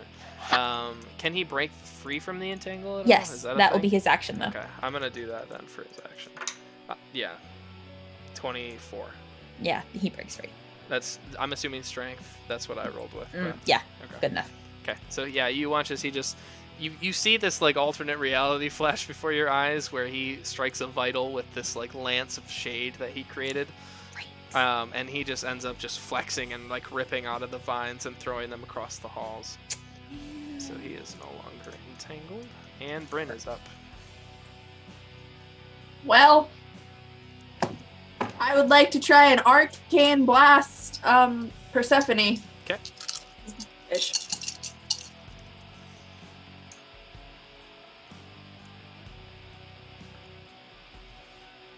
My dice hate me tonight, apparently. I've had those days. It's a 14 to hit. That does hit Persephone though. Woo! I'm gonna use 2 magic points to make it 2d6. Okay. My willpower. I rolled a fucking 1. Hey, but I also rolled a 6. 12 points of damage. 29. Okay, she Oh, is. and I stunted. Because I rolled 2 1s. Yay. So I'm gonna go ahead and let's just add another d6 to that. So just 1 more. Oh man. Okay, so yeah, she is probably the least. Her and the Moonlit King are the least injured at this point, and so she is just like climbing again across the wall with almost like a spider climb type ability, and she's just walking sideways towards you in this really creepy horror show.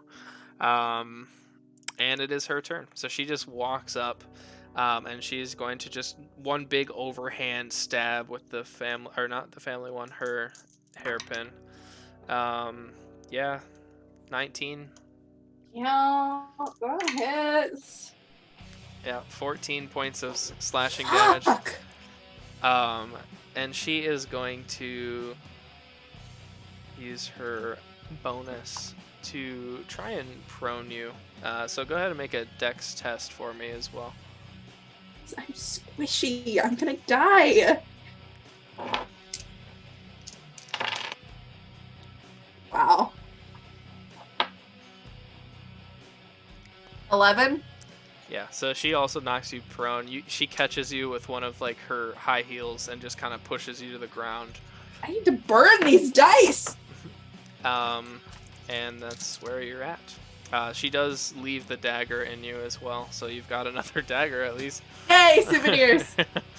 Blossom, you are up again, face to face with Thunder. She's crawling across the wall next to you. Okay, I think Blossom feels a little bit better after Thunder missed her last attack against her. I'm gonna use my minor action first for guard up, which gives me a bonus to my defense for the rest of this round. and I'm gonna go ahead and do just a straight melee attack this time with the dagger. Okay. Let's see. No aim. That's going to be a 21 to hit with some stunt points. So let me just pull up our handy table real quick to check those. What do I get? I get 4 stunt points. I'm going to I'll make this.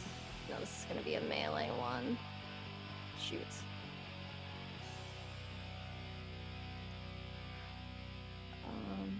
Does Thunder wear any armor? She has a cloak on, but no armor. Okay. All right, then I'm just going to spend it to what's it called? Make a is it a lightning attack? Is that what I'm thinking of?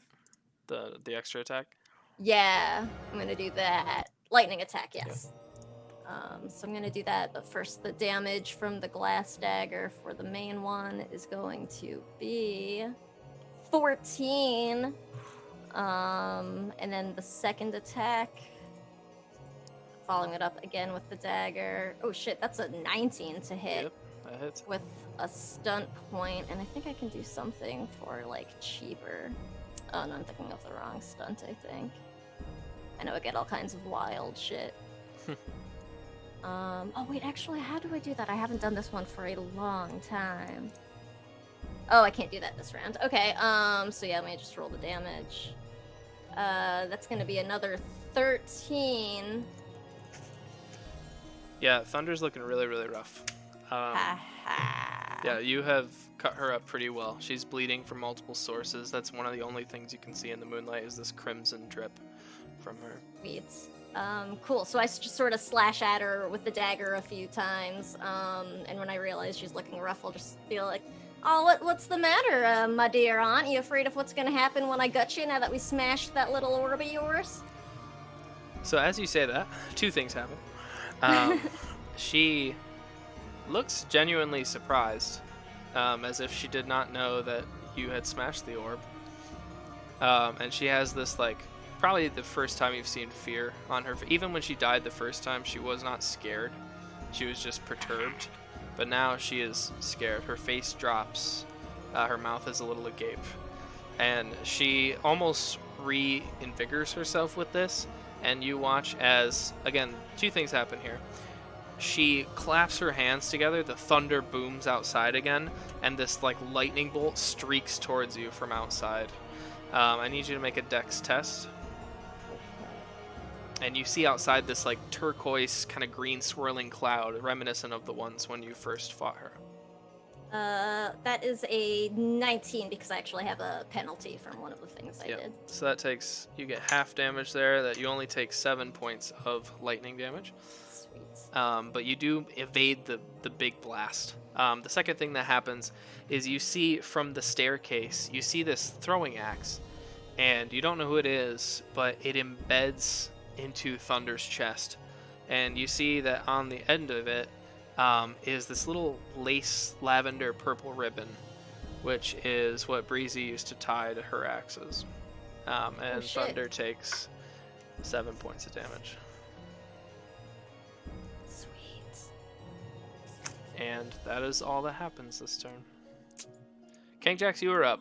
You've got your arsenal at the top of the stairs. You've got You could run away with the wrong turn's gear right now and never look back.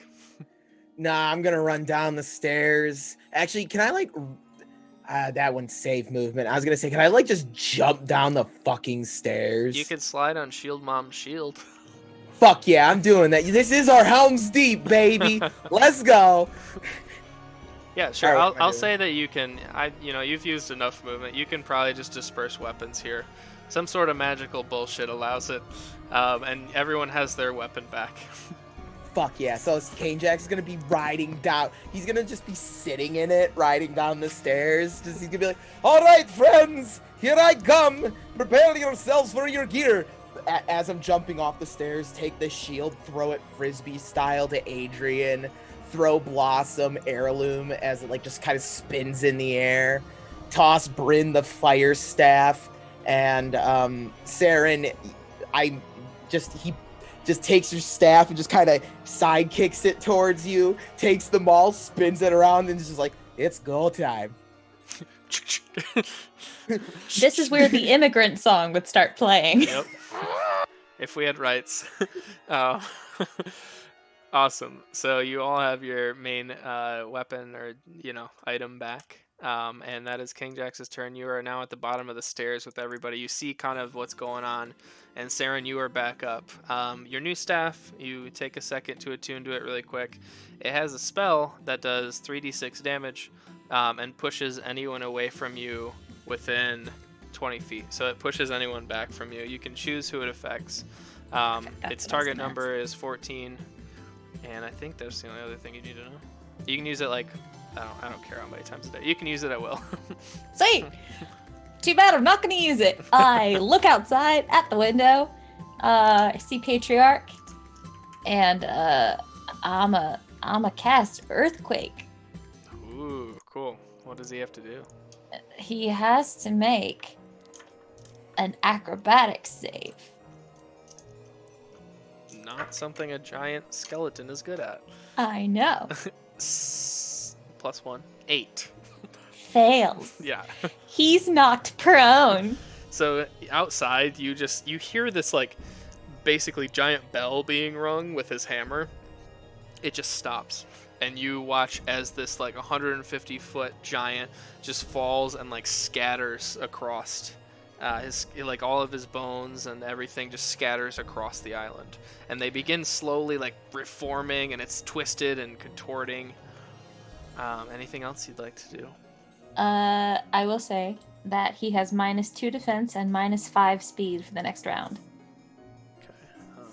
-2, -5. Cool. Sweet.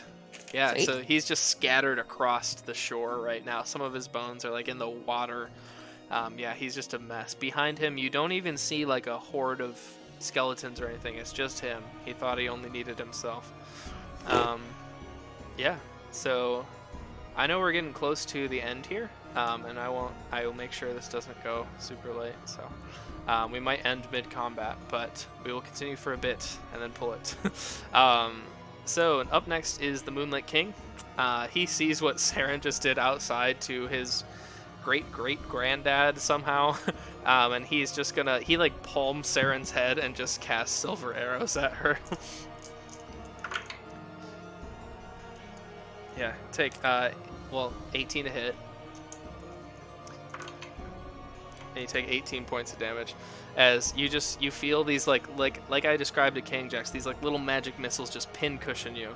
And then he just kind of shoves off of you, and he's still entangled. He can't really move, and he's like, "Get these things off of me!" And he's just really pissed about it. And that is, I'm gonna use his minor action to. Yep. You don't need to know what he did. He used a minor action. Adrian, you are up.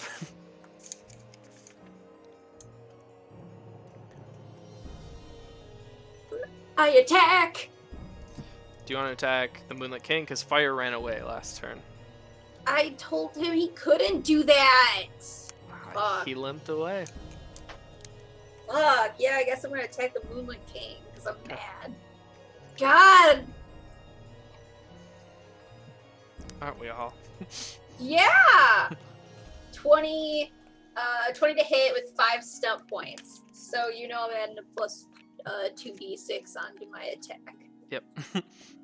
So that plus not 3d6. Okay, 12 plus 6, so 18.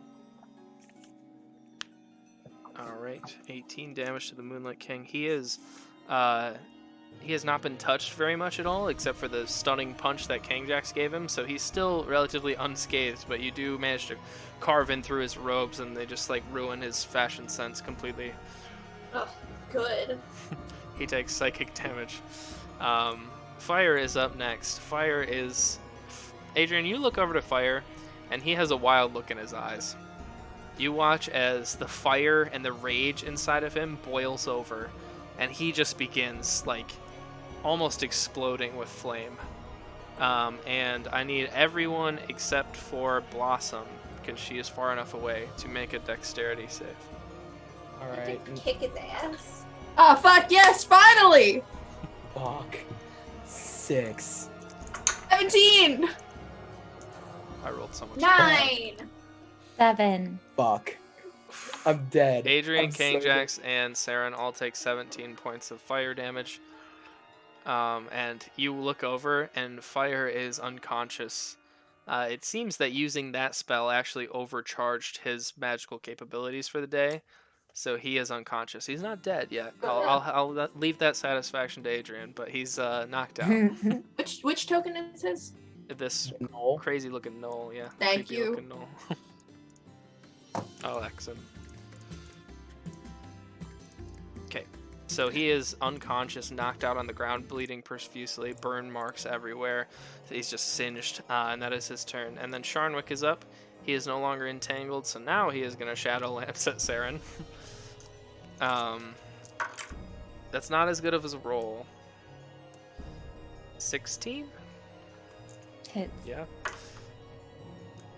9 points of damage.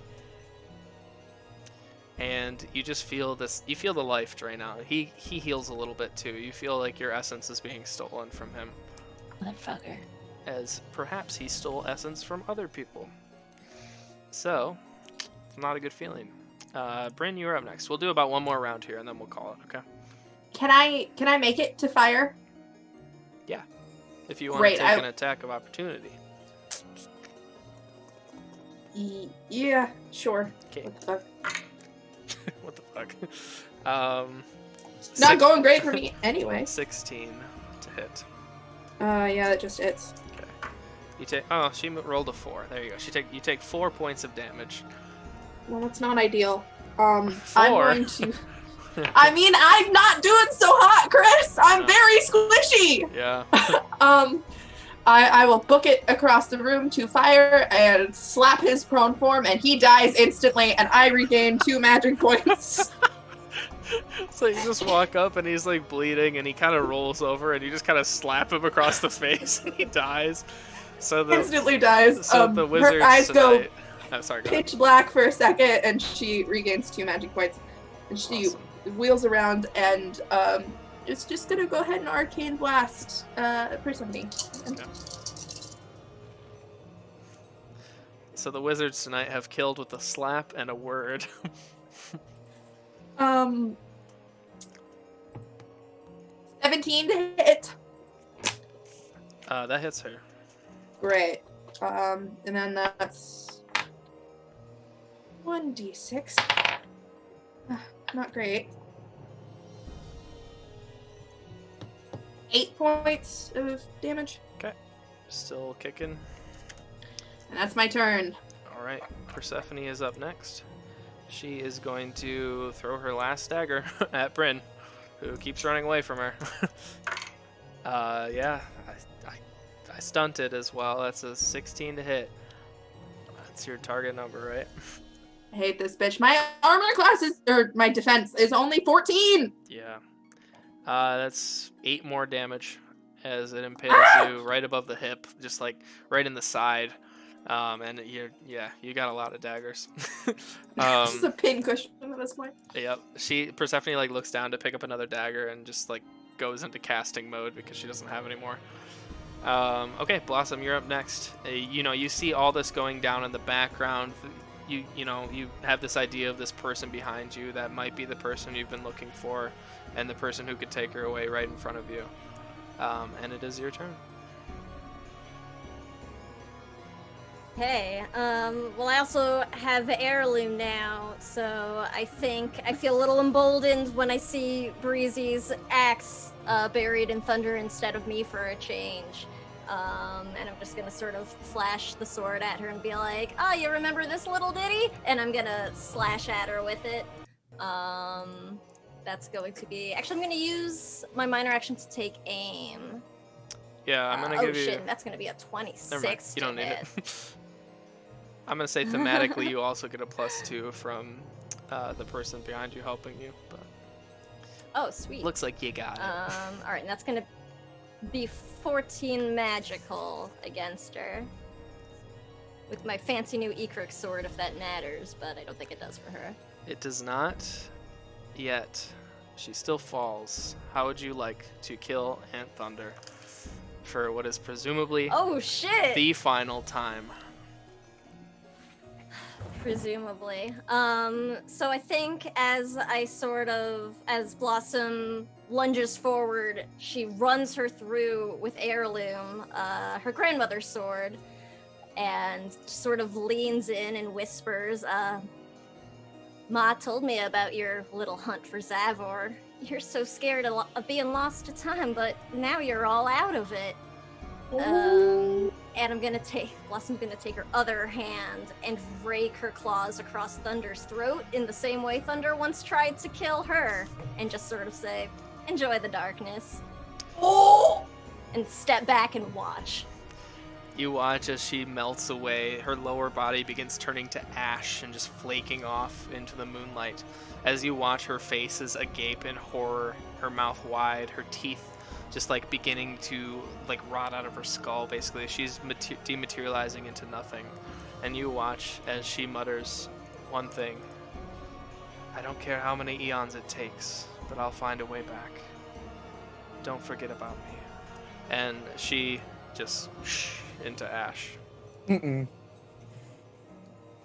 And she's gone. Well, when that happens, you just hear from across the battlefield, "Fuck yes!" Hey, quick question: how far away from me was Thunder when she died? I don't know, 35 feet? I don't know the yards. She used to be within 6 yards of me. So 6 yards be 30. She's just a yard out. Shit! All right. Womp womp. Well, that is done. Thunder does not have a turn. King Jax, we'll go to you, and then we got a few more, and then we will call it. I charge Persephone and I fucking attack. Just fuck this. God, I love the maul as a weapon. It's so badass. It's so badass. It's so satisfying. Like when they busted out Stormbreaker, first of all, the nerd in me was like, hell yes, Stormbreaker. But second of all, it's a fucking maul, homie. Like mauls are the shit. Oh fuck yeah, I stunted, baby. 26 plus, no, not 26. Shit, I'm bad at math. 16 plus 24 to hit. That hits. All right, I'm gonna use a certain stunt because I made 5 stunt points, my friend. I'm going to use. Fuck, where is it? Are you gonna add the 2d6? Yeah, which means then I'm also Evil gonna Mighty Blow. I'm gonna use Mighty Blow actually, because then I'm gonna get to add my willpower as well to the damage along with my fighting. So get fucked.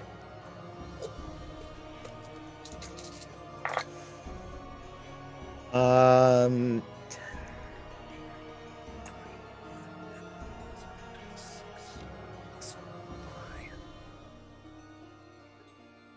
31 points of Jesus damage. Christ. that dude adding that smite, adding that willpower bonus, fuck. Okay, Plus I do a shit ton with the maul already. She wasn't that hurt before, but how do you want to do this? So King Jax just runs up to her and like you can tell like he's flaring up Tiamat powers. Like around the mall, these 5 dragon heads snake up to the end of the mall. Like the Ecrix in the mall. It makes these like silver 5 dragon heads that come up to the face of like the hammer and open up this draconic mouth, and it just is bursting with lightning and just as she's just deleted. Okay. She Gallagher's, and you won't see Persephone again. There is no mist this time. There's no vampiric mist that floats out of her corpse. And he's just like, that bitch. And that's for cursing me, you bingle popper. King Jax, at this time, you look over and you see the spirit of Victor, her brother that you had killed. He just kind of like looks on, like sadly, at his sister and walks out of the room. And I just, as he's walking out, King Jax can see the dead. He's flipping the dead off. He don't care anymore. Saren, you are up next. The soul of Sharnwick, the entity that ended your family is floating in front of you. And you're muted. Shit. Cool. Sweet. I will say he's also pretty hurt, so... Sweet, because I was gonna say I'm a stabby stab. Just with the regular dagger that was in my rib cage. Ooh, his dagger? Yeah. That's badass. So you pull out his family dagger, and you're just gonna stab him. I love it. Yeah. Alright. Let's see if I hit. So what did I miss? I'll give you a +2 because it's cool. Sweet! 15. 15 hits him. What's the damage on that? I rolled 3d6 plus a bleed, so I would roll 4d6. Plus your dex. Okay. Plus what? Your dexterity, whatever is dex, I think, yeah. Plus my Yeah. dex? Or I'm sorry, it's plus your accuracy. My accuracy, Because okay. for damage, yeah. Gotcha. Well, that's a primary skill for me, so that works out just fine.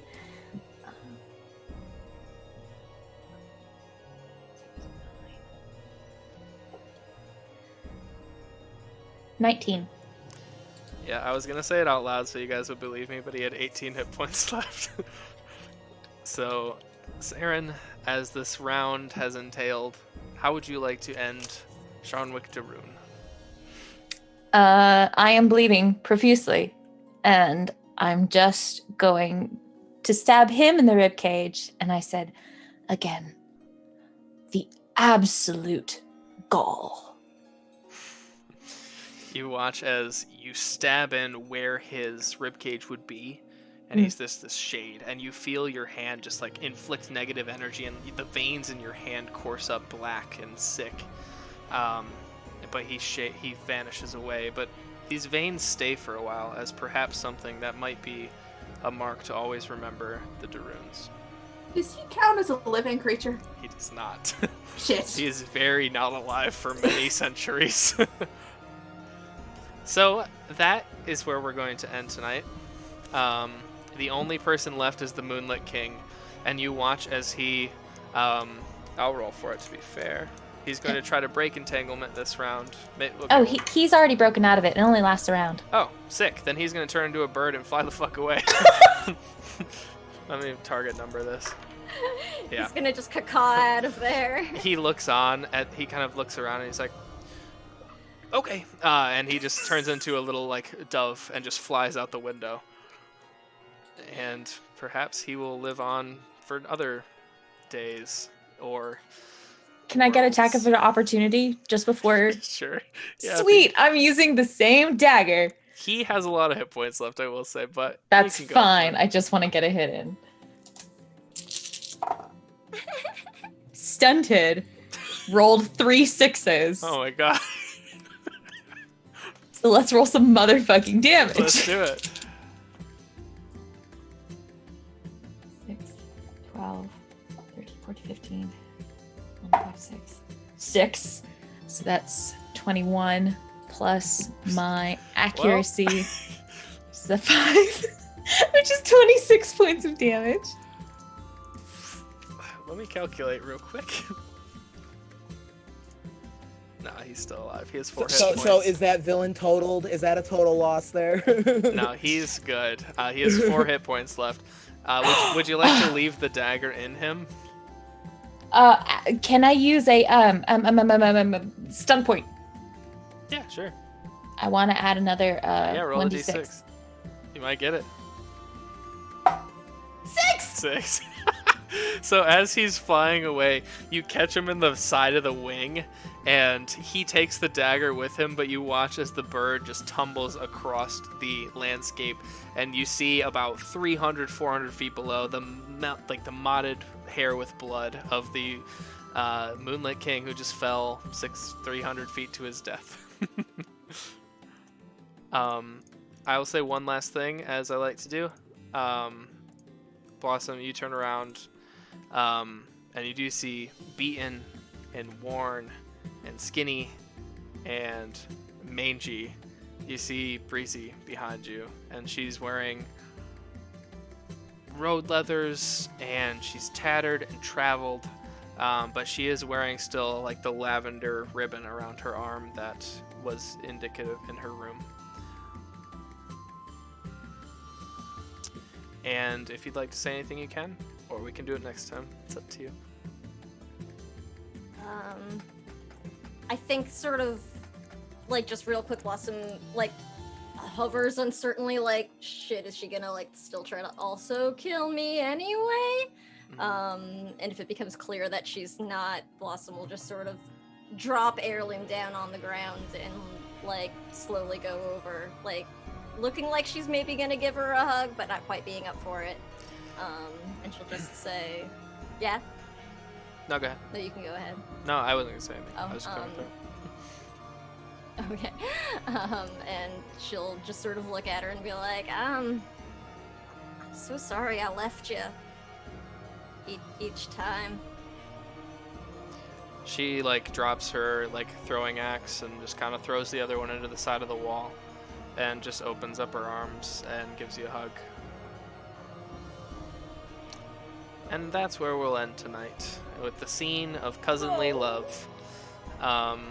Yeah, that was great. Sorry we ran over a bit, but we wanted to get through that. And honestly, the numbers kind of worked out in our favor there. There was some good... yeah, there's some good So rolls worth there. it. Really good rolls. Also, booking it for the weapons was the right fucking call. That was so good. For sure, definitely. I mean, you guys are so much more efficient with your main stuff.